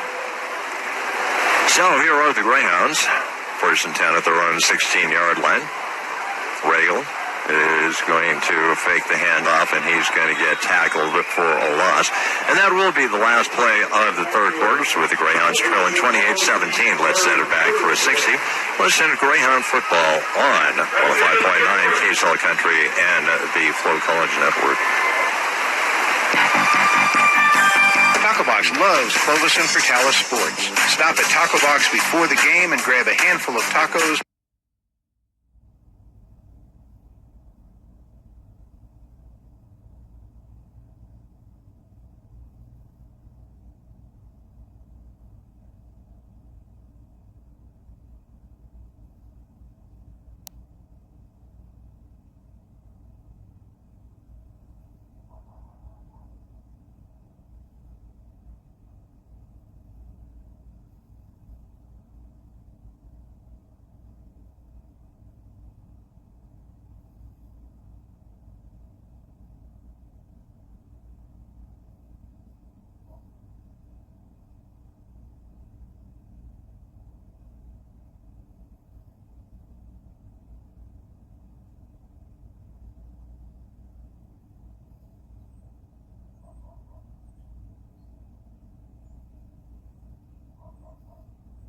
Local sports leader.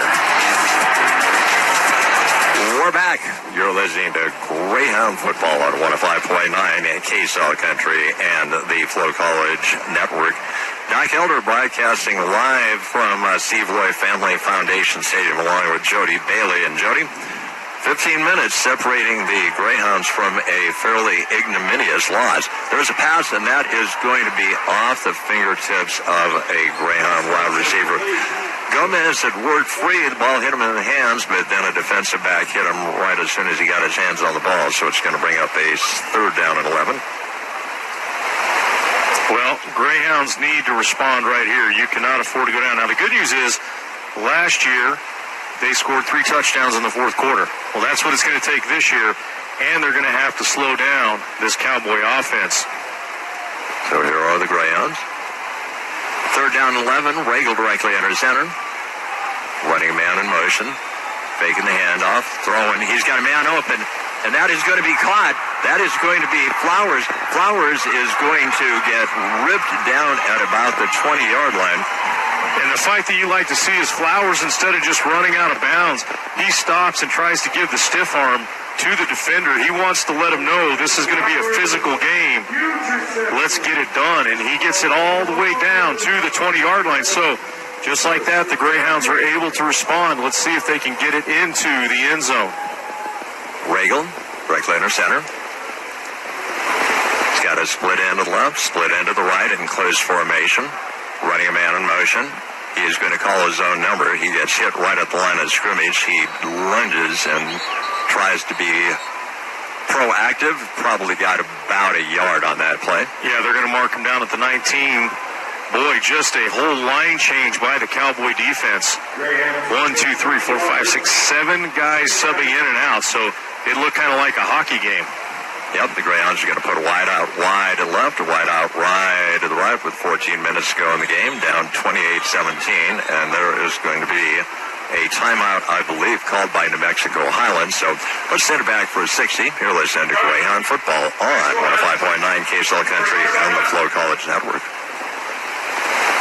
Wake up, Portales. It's donut time. For 43 years, Thane and Sandy Floyd and their awesome team at Daylight Donuts have been hand-making fresh donuts every single morning. That's right. Every glaze, twist, and sprinkle starts right here in their kitchen. Got a craving? Call in your order and skip the wait. They've got you covered. Find Daylight Donuts at 600 East 2nd Street in Portales. Hot, fresh, and made with love. Because mornings are better with Daylight Donuts. Family owned and operated for 4 generations, Forest Tire is here to service all your tire needs day and night. With your busy travel schedule, what you need is a tire that can keep up. Like the exceptionally long-lasting Michelin Defender tire with an 80,000-mile warranty and the safety you expect. You can lose track of time and focus on what really matters. For all your tire needs, brakes and alignments too, Forest Tire Company is a friend you can always count on. Forest Tire, keeping you rolling since 1944. Your voice, your sports, your community. The game is on Global One Media's group of radio stations. And on the app, search Global One Media.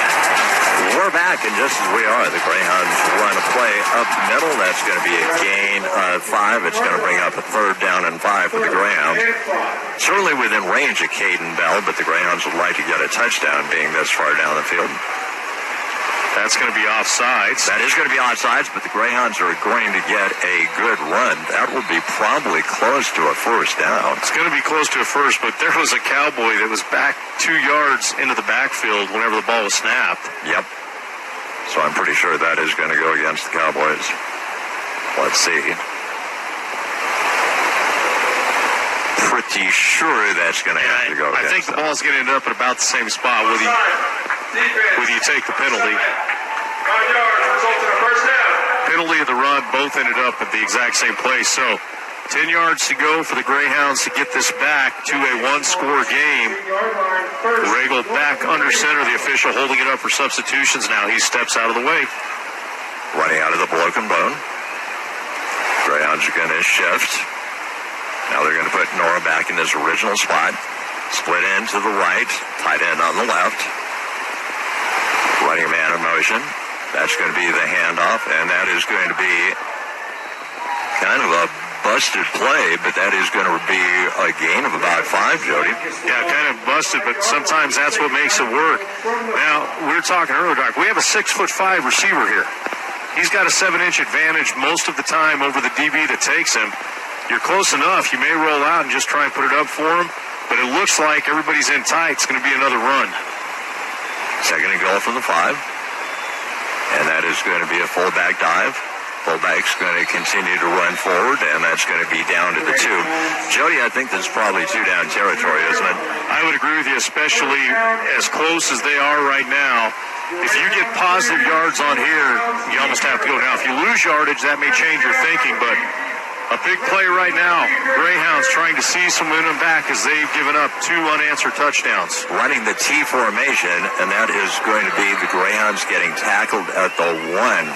That was number 34, Xavier Johnson, that got the touch. Well, okay, Jody, you go for it? I think we are. I think you do. And I think you run that same play again, Johnson. Well, they're only giving him maybe a half a yard. That ball's almost touching the 2-yard line. So they really didn't give him much there. This is going to be a big play right now. A lot riding on this. Regal running a man in motion. Oh, he lost the ball, and he is going to get stopped short. He tried to hand the ball off, or he tried to fake the handoff and get the ball back, and for some reason, that play did not work, Jody. It did not. And, man, tough break for the Greyhounds. They're able to get it all the way down to the 2-yard line and then end up coming up a yard short on that 4th and 2. Defense has got to respond here and either get a safety or get the ball back quickly because time is going to wind down. You know they're going to run the ball a lot. Yep. 11:38 to go. Greyhounds find themselves down 28-17. Yeah, that was just, I mean, you're third and goal from the 2, and you can only get 1 yard on 2 plays. Unfortunate. Unding Wu back in the shotgun. There's the snap. They're going to hand off, and their man is going to break tackles, breaks more tackles, and he's going to get a first down on first down. Does exactly what you need him to do, get you out of the goal line situation. He's able to jump and jive, and he gets him out to the 10-yard line, picks up a first down. Just a struggle for the grounds right there. And that was actually, I believe, Jeffrey Jones. Not even the big guy, Valetti. It's Jones that picks that one up. Exactly. So, Highlands inching inexorably closer to defeating their in-state arch rivals. First time in 6 attempts, 2 wideouts right. Running man in motion, there's the snap, and they are going to hand off. And this time the Greyhounds do a good job of making an adjustment and throwing the running back for a loss. Well, you really needed that when he was on the 1-yard line. Yeah, that would have been nice. Yeah, it would have been very helpful to put him into a really stressful situation. Instead, you got a 2nd down and 11 here. Greyhounds really have to get a stop here, get the ball back. It's going to take 2 scores to win this game. Yeah, down 28-17 with 10:25 to go in the contest. And with the way they run the clock, if they have the ball for 3 or 4 first downs, you're going to be down to 5 or 6 minutes at the end of this drive if they can continue to move. There's the snap. They hand off. Big gaping hole, and now the running back is off to the races, and he is going to get all the way to the 48-yard line, and that is number 5, Mason Peterson. So it's not even Valetti, it's Peterson and Jefferson that have carried the mail here. Yeah, it looks like they may have worn the defense down a little bit. They're going to have to dig deep. We are under the 10-minute mark. They are going to let this clock run for every second they can before they snap it and really try and shorten this game up. We almost had a 1-hour first half, and if they can run this clock, it's going to be a pretty short game. And Dangwo back in the shotgun, 2 wideouts right, 1 wideout left, flank from slot right, running man in motion. There's the snap, and they're going to hand off and breaking tackles and getting a first down to the 38-yard line. Just not able to wrap him up and bring him down with that first hit, and give their running backs credit. They've been able to get some yards. Again, that's number 5 for them. It's not even their superstar. Number 5 for them, Peterson, just makes a nice run, keeps another first down, keeps the clock running. Everything going against the Greyhounds right now. Need a big play to happen somewhere. So split end to the right, or a split end to the left. 2 split ends to the right. Back in the shotgun, and Dangwu. There's the snap, and they're going to hand off and breaking a tackle, and that is going to be a gain of 2.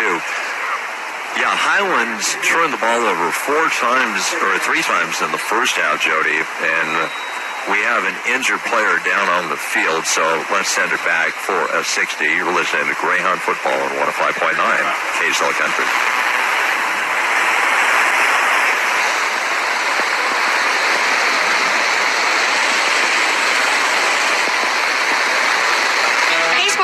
It's Kinsey and Kaysen. We are so excited for all of the new changes happening at Creighton's Town and Country in Portales, and now Creighton's at the Fort. Our family is growing as well as our service areas. We now have locations in Portales, Elida, and Fort Sumner. Our heart is feed and livestock supplies, and we have a large inventory of products dedicated to helping you and your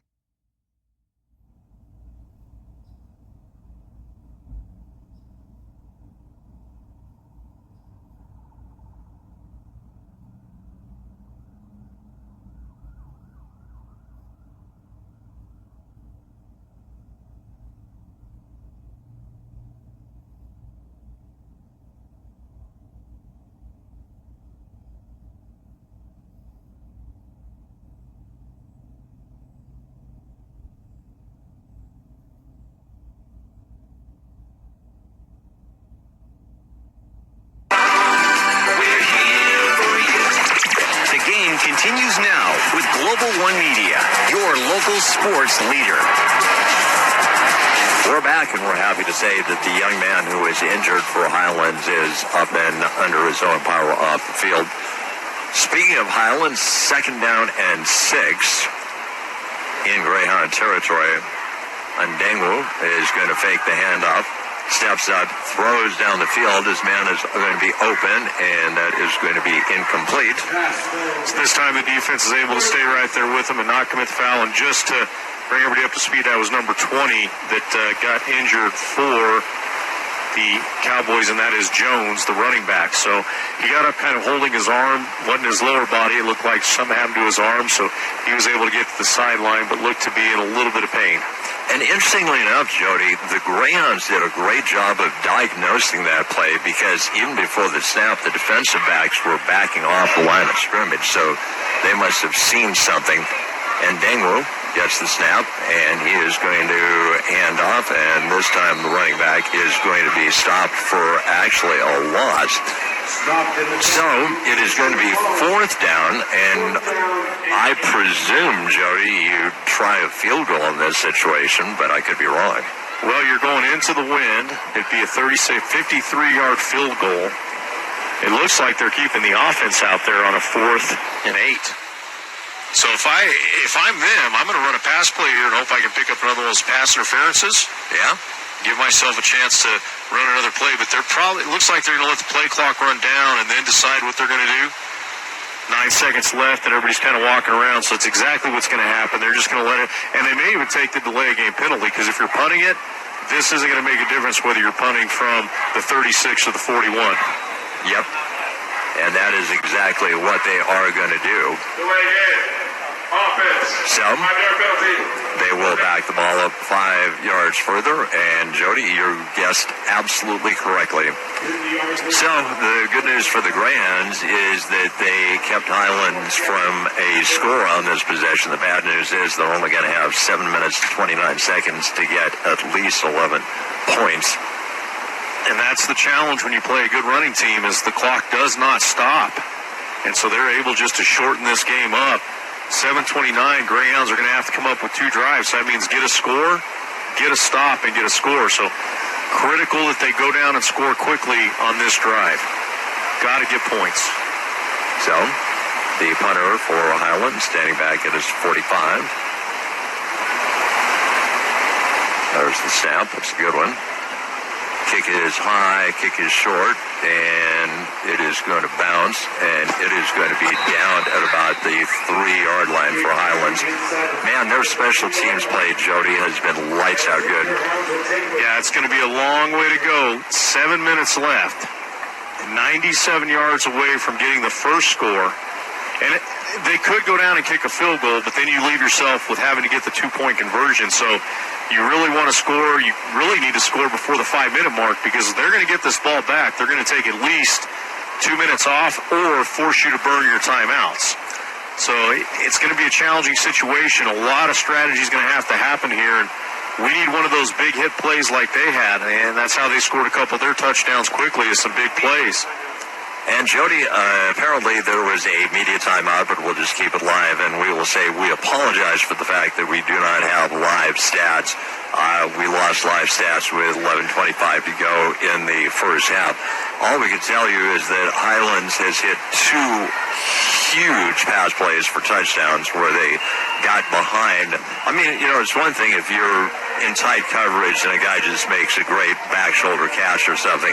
Their wide receivers were 10 yards behind our defense, and we have given up some lengthy runs to a bevy of running backs for Highlands. Well, the 48-yard touchdown run was big. I mean, two plays, and then he's off to the house. So Greyhounds are going to need to answer the call here if they're going to get this season off on the right note.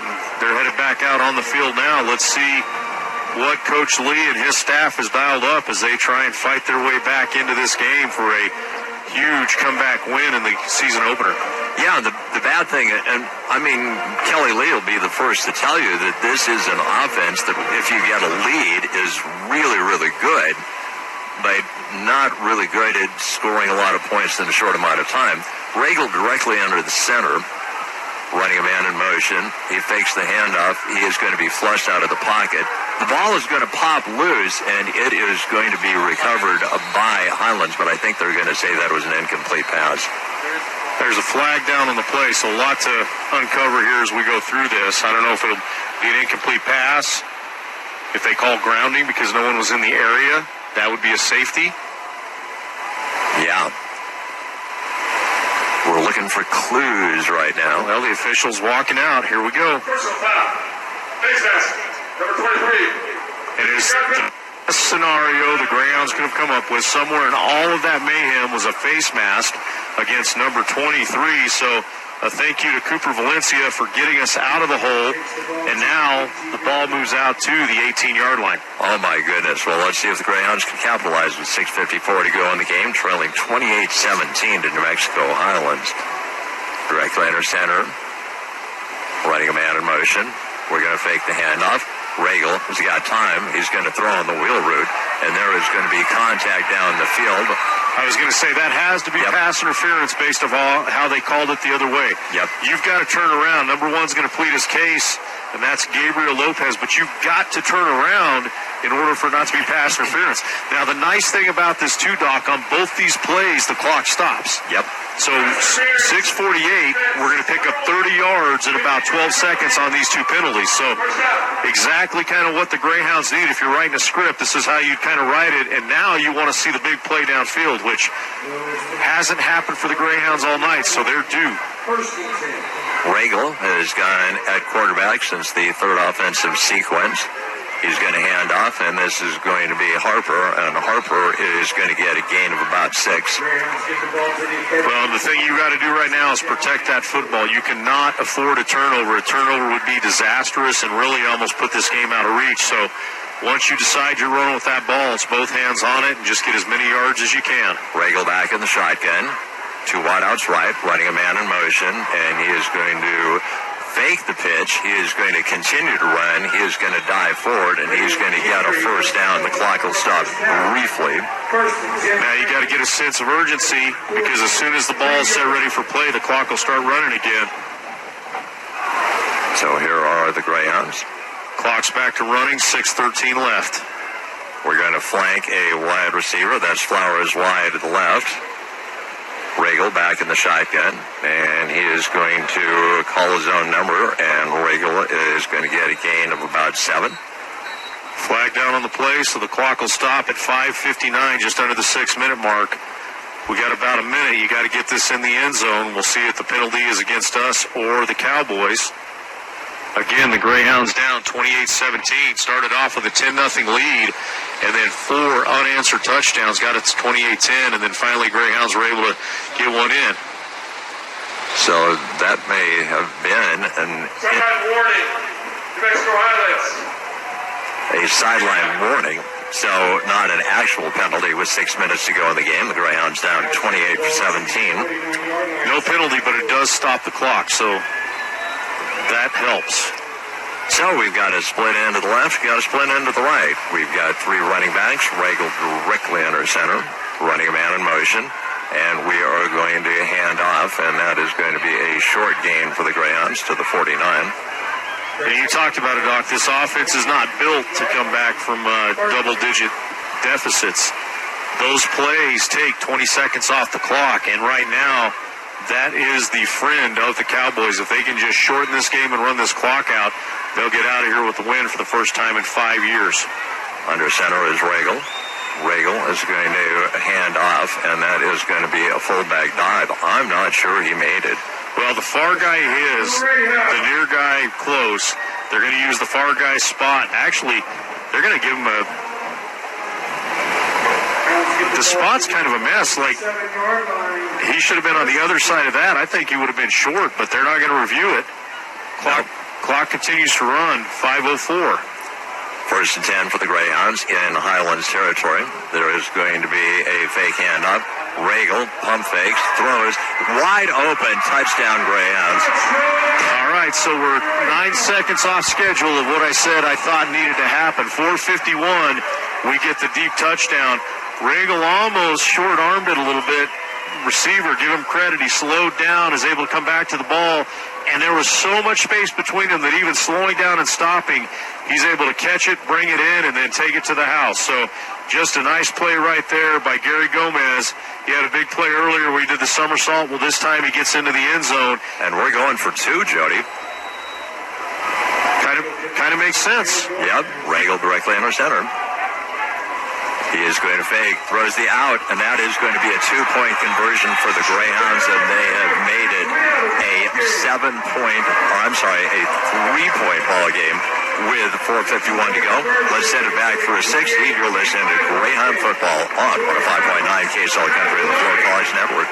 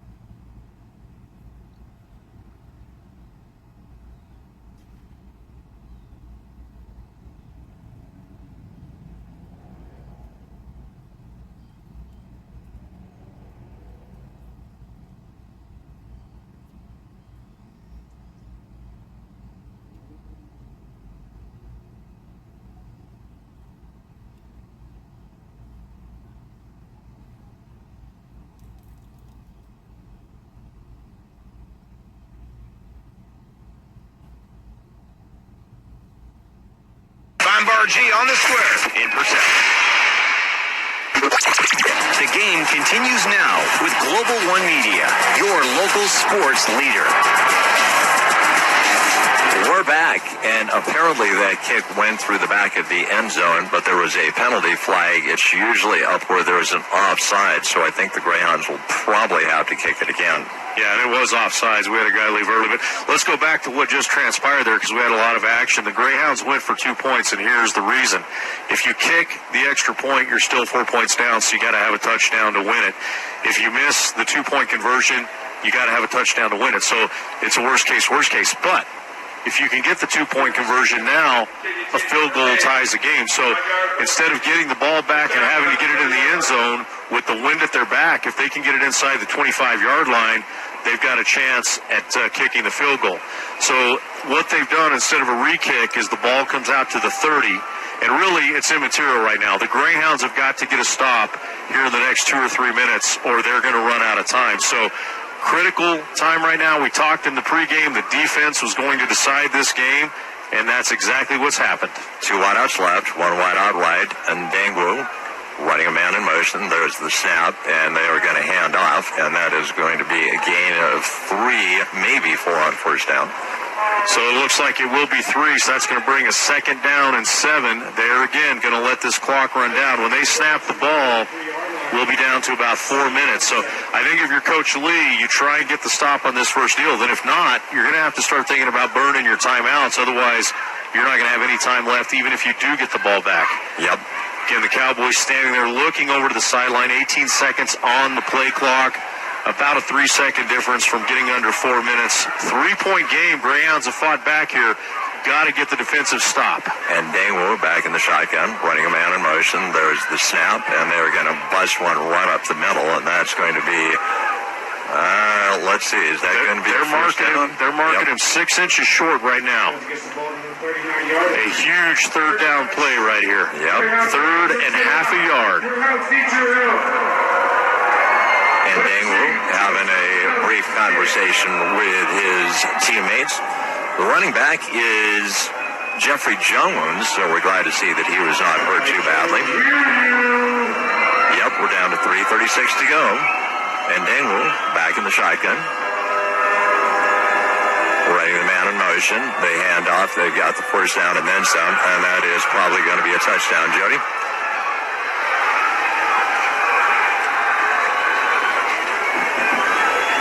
Well, that's going to make it very tough is instead of getting a stop and getting the ball back, they take it all the way to the house and go up 34-25, and now you got an official blowing the whistle.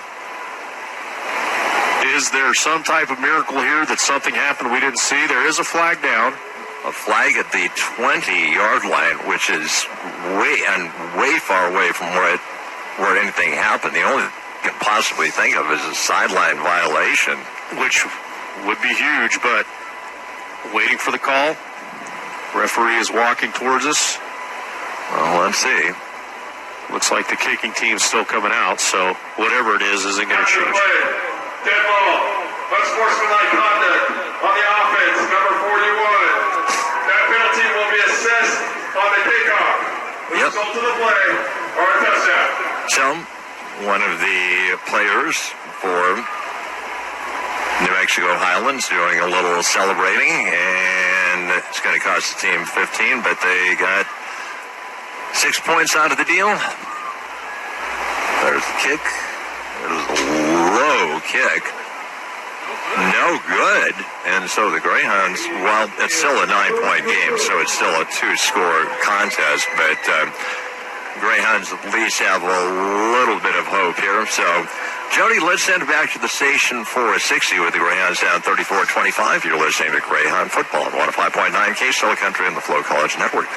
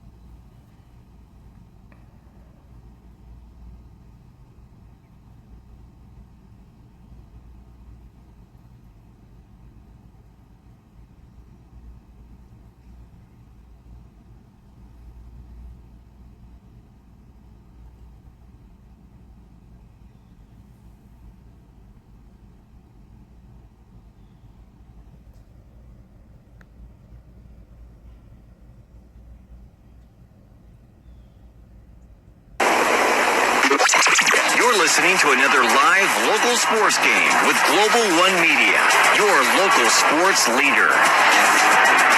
We're back. You're listening to Greyhound Football on 105.9 KSL Country and the Flow College Network. Doc Elder and Jody Bailey broadcasting live from Steve Lloyd Family Foundation Stadium. Greyhounds had their chance, but gave up a TD. There was a short, high kick. We're going to field it at the 30. We're going to try and make a move. We are going to get out to the 38-yard line. So 3:14 to go as the Greyhounds come back out, and all the momentum they had sucked right out of the stadium on that big run. Let's see. For this to work, you've got to get a touchdown within the next minute, and even then, it's going to take just everything to work out right for you to even get a shot to get the ball back. The good news is, if you can score a touchdown and get the ball back, a field goal wins it. Yep, exactly, because they missed the extra point. So it's a 9-point differential right now. Chad Regal, quarterback of choice, up to the line of scrimmage. 2 wideouts left in close formation. He's going to throw the ball to screen. We're going to throw the double pass. There is going to be a pass, and that is going to be on the money. And Nora is going to haul it in down at the 25-yard line. Give the Cowboys credit. They didn't fall for the trick play. But even more credit goes to the Greyhounds as they execute that play perfectly. Nora grabs it out, pulls it down, and gets to the 29-yard line. Regal directly under center. Running a man in motion. Fakes the toss sweep. Rolling. Throws, and he's going to throw the ball out of bounds, which he is able to do because he was outside the tackle. Well, and he had to do that. He tried to extend the play as long as he could. Give the Cowboys again credit. They just kept the receivers covered up downfield, so throws it away and lives to fight another day. You know, a sack is worse not only because of the loss of yards, but the clock keeps running. So you definitely don't want to have that happen. 2:45 to go. Greyhounds now facing a 2nd down and 10, but really the bigger issue, they're facing 29 yards between them and the end zone. Regal back in the shotgun. There's the snap. Chad is rolling right. Flush out of the pocket, he throws, and that is going to be bobbled, and that is going to be pass interference. He got there early, and I will say this. The officials have at least been consistent. You know, I thought they were a little ticky-tacky on us. Well, they're doing it the same way there. The other nice thing, again, the clock stops. So 2:39, we're able to get this down inside the 20-yard line because it'll be a 15-yard penalty waiting for the official call, but they're already marking it off. So we know that's the case. Here comes the call from the official. It'll be pass interference. Pass interference. Defense. Yep. Number 8. Puts the Greyhounds down about 17. Well, he's saying spot of the foul, but that's not correct. It's a 15-yard penalty in college. Yep. So the Greyhounds in the red zone with 2:39 to go. First and 10 from the 17-yard line. Regal directly in our center, running a man in motion. That is going to be the handoff to our fullback, and he's going to get down to the 10-yard line. That was Nick Harper, the young man from Cali. The clock keeps running here, though, and that is the challenge. You've got to get up there, get this ball snapped. Taking a lot of time to get organized. 2:20 left on the clock now. Got to get this ball snapped. Regal directly in our center. Second down and 3. Running a man in motion. Fakes the handoff. Throws on the out. And that is going to be another touchdown for the Greyhounds. But there is a hold on the Greyhounds. Man, just when you thought they fought back in it, they're going to have to back up 10 more yards and try it again. Holding. Offense. Number 58. 10 yards from the previous spot. Replay the down. Yep. Tough break. And on top of that, another 10 seconds off the clock. 2:11 now left to go in the game. So you can run it here, you can throw it. You're going to get the 2-minute timeout. So the playbook is wide open here, but you've got to get it in the end zone as quickly as possible. And then you may have to run an onside kick. Yep. Regal is going to hand off, and the fullback is going to get a gain of a couple. And that will bring us up to the 2-minute timeout, so let's head it back to the station for a 60. You're listening to Greyhound Football on 105.9 KSL Country and the Flow College Network.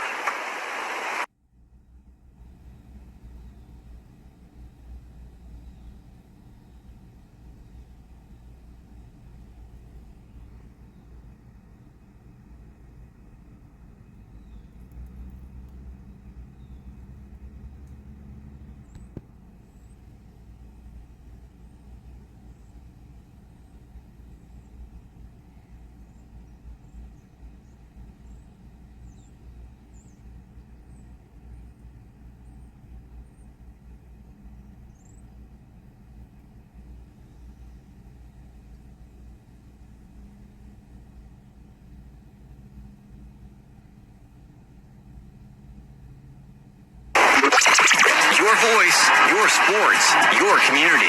The game is on Global One Media's group of radio stations. And on the app, search Global One Media. We're back. You're listening to Greyhound Football on 105.9 KSL Country and the Flow College Network. Di Kelder and Jody Bailey broadcasting live from Steve Loy Family Foundation Stadium. Jody, my lovely wife Jan, is listening to us right now. Hi, honey. Hopefully you can bring the Greyhounds some luck. It is your alma mater. Regal back in the shotgun, and he is going to fake the handoff. Looks, throws across the middle of the field. The ball is going to be tipped by the defensive back, and it is going to be 4th down and 11, I think.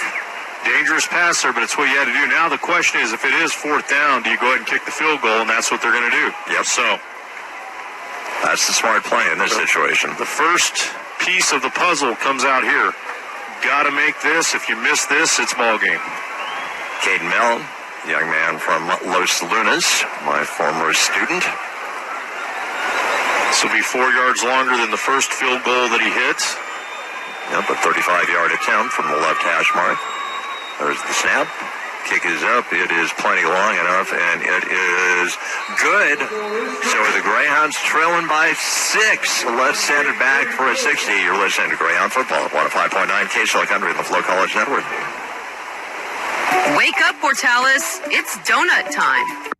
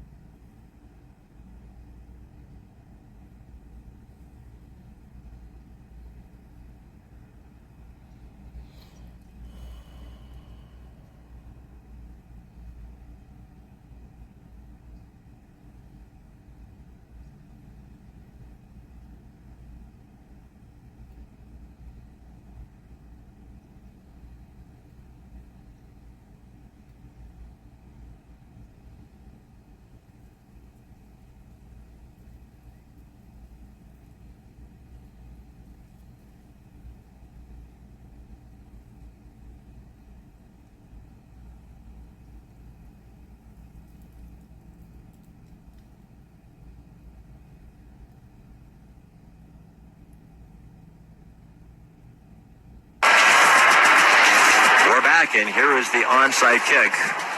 It is going to be a line drive, and it is going to be fielded, and it is going to be a Highlands ball at their 47-yard line.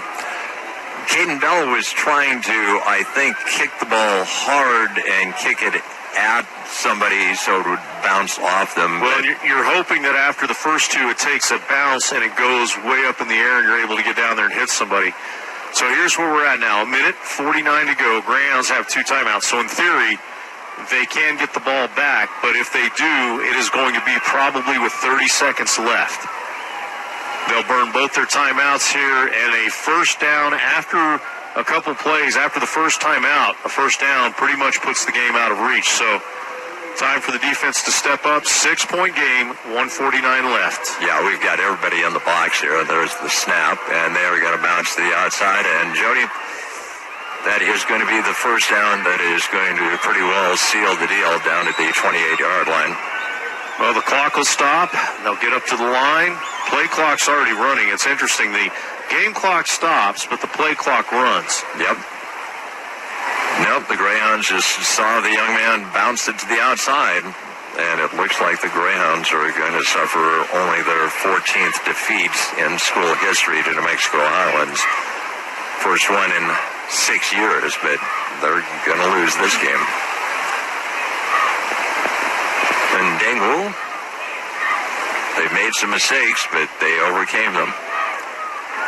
Running back is going to be brought down, and Greyhounds are probably going to call a timeout. Yes, they do with 1:12 left, so there goes their first timeout. So if the next play takes 5 seconds, that's going to put you to 1:07. That'll be third down. So then you got to get the stop, and then they may try a field goal. Yep. Which, if they do try the field goal and convert it, that ends the game as well. Yeah, this is just, I mean, you look at the beginning of the game when the Greyhounds forced a turnover and only got 3 points out of it, and forced a turnover and didn't get any points out of it.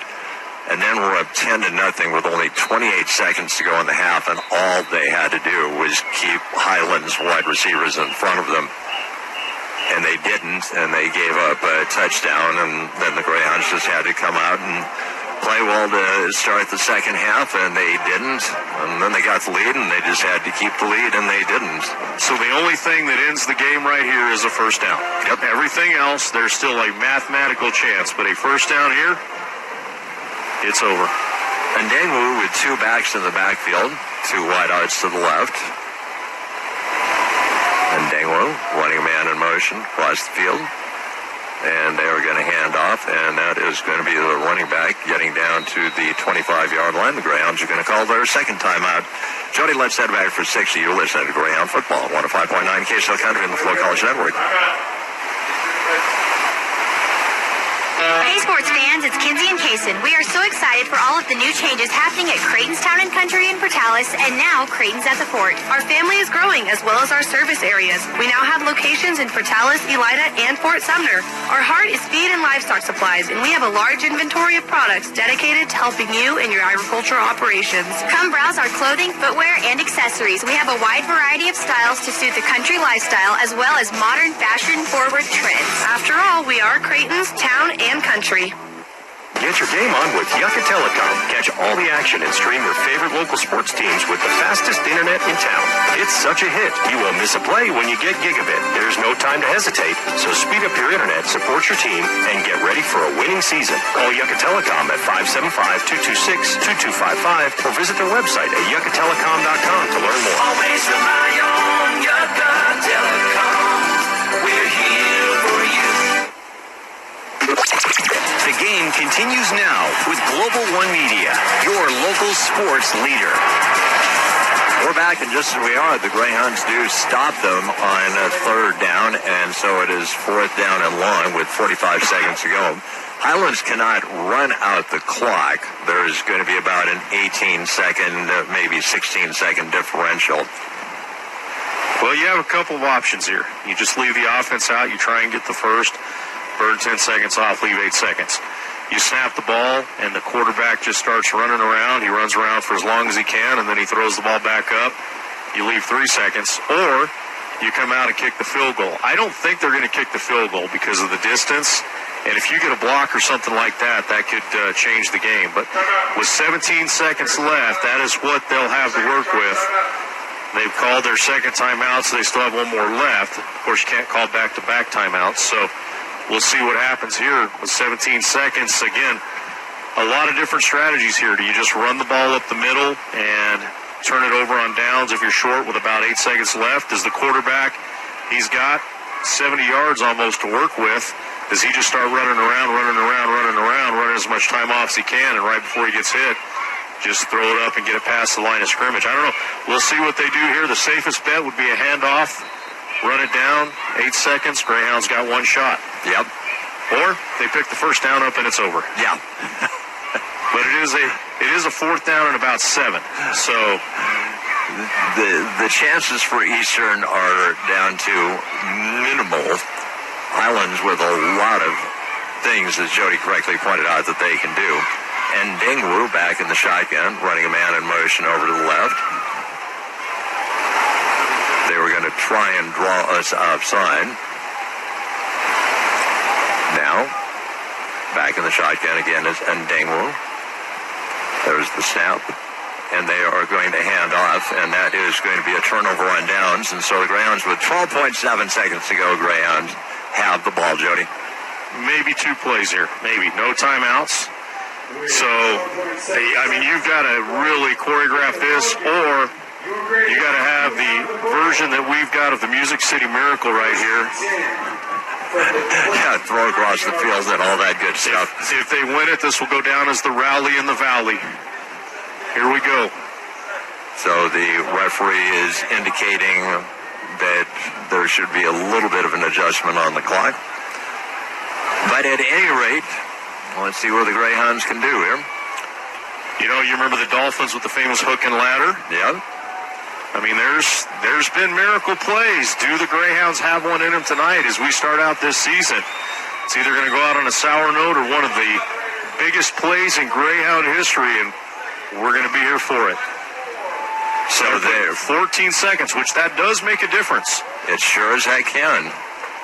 Regal will be back in the shotgun. He'll have 2 wideouts to the right, 1 wideout to left. Greyhounds trailing 34-28. They need a touchdown. What you really try and do here is get over the midfield line and get catch out of bounds. Yep, exactly. And then you've got one chance at the old Doug Flutie Hail Mary. Chad Regal. There's the snap. Regal steps up, throws long. That ball is up, and that ball is going to be picked off by New Mexico Highlands. And that is all she wrote. New Mexico Highlands will win the season opener against Eastern New Mexico University. Now, not so fast, my friend. There's a penalty flag, but they intercepted it. What I think was interesting, the defensive player completely stopped our receiver from even being able to get to the ball. So, yes, they picked it off, but there was just all kinds of contact between the defender who was not looking at the ball. Well, let's see what the call is. Well, it's going to be unsportsmanlike for him spiking the helmet and going 20 feet in the air, but there was still an opportunity over here where you can't hold up the offensive player trying to get to the ball. And it was away from the defender that intercepted it. So if you weren't watching, you didn't see it. But regardless, it looks like it's going to be after the interception, so it doesn't matter. One snap and the game will be over. Yep. Give New Mexico Highlands credit. They got whooped by the Greyhounds last year. And they came into Portales, New Mexico, and they're going to come away with a victory. They outscored the Greyhounds 34-18 after being down 10-0. Yeah, and Jody, we look back at that play at the end of the first half when the Greyhounds were just 21 seconds away from going in the locker room with a 10-0 lead, and they gave up a huge pass play. Well, the positive you can take away from this is at least it wasn't a Lone Star Conference game. So that's where, you really hang your hat. But you hope this. You hope that the Cowboys got that much better this past year, and that we just kind of needed to get the cobwebs knocked off. But there goes the clock, and the Cowboys are going to celebrate this.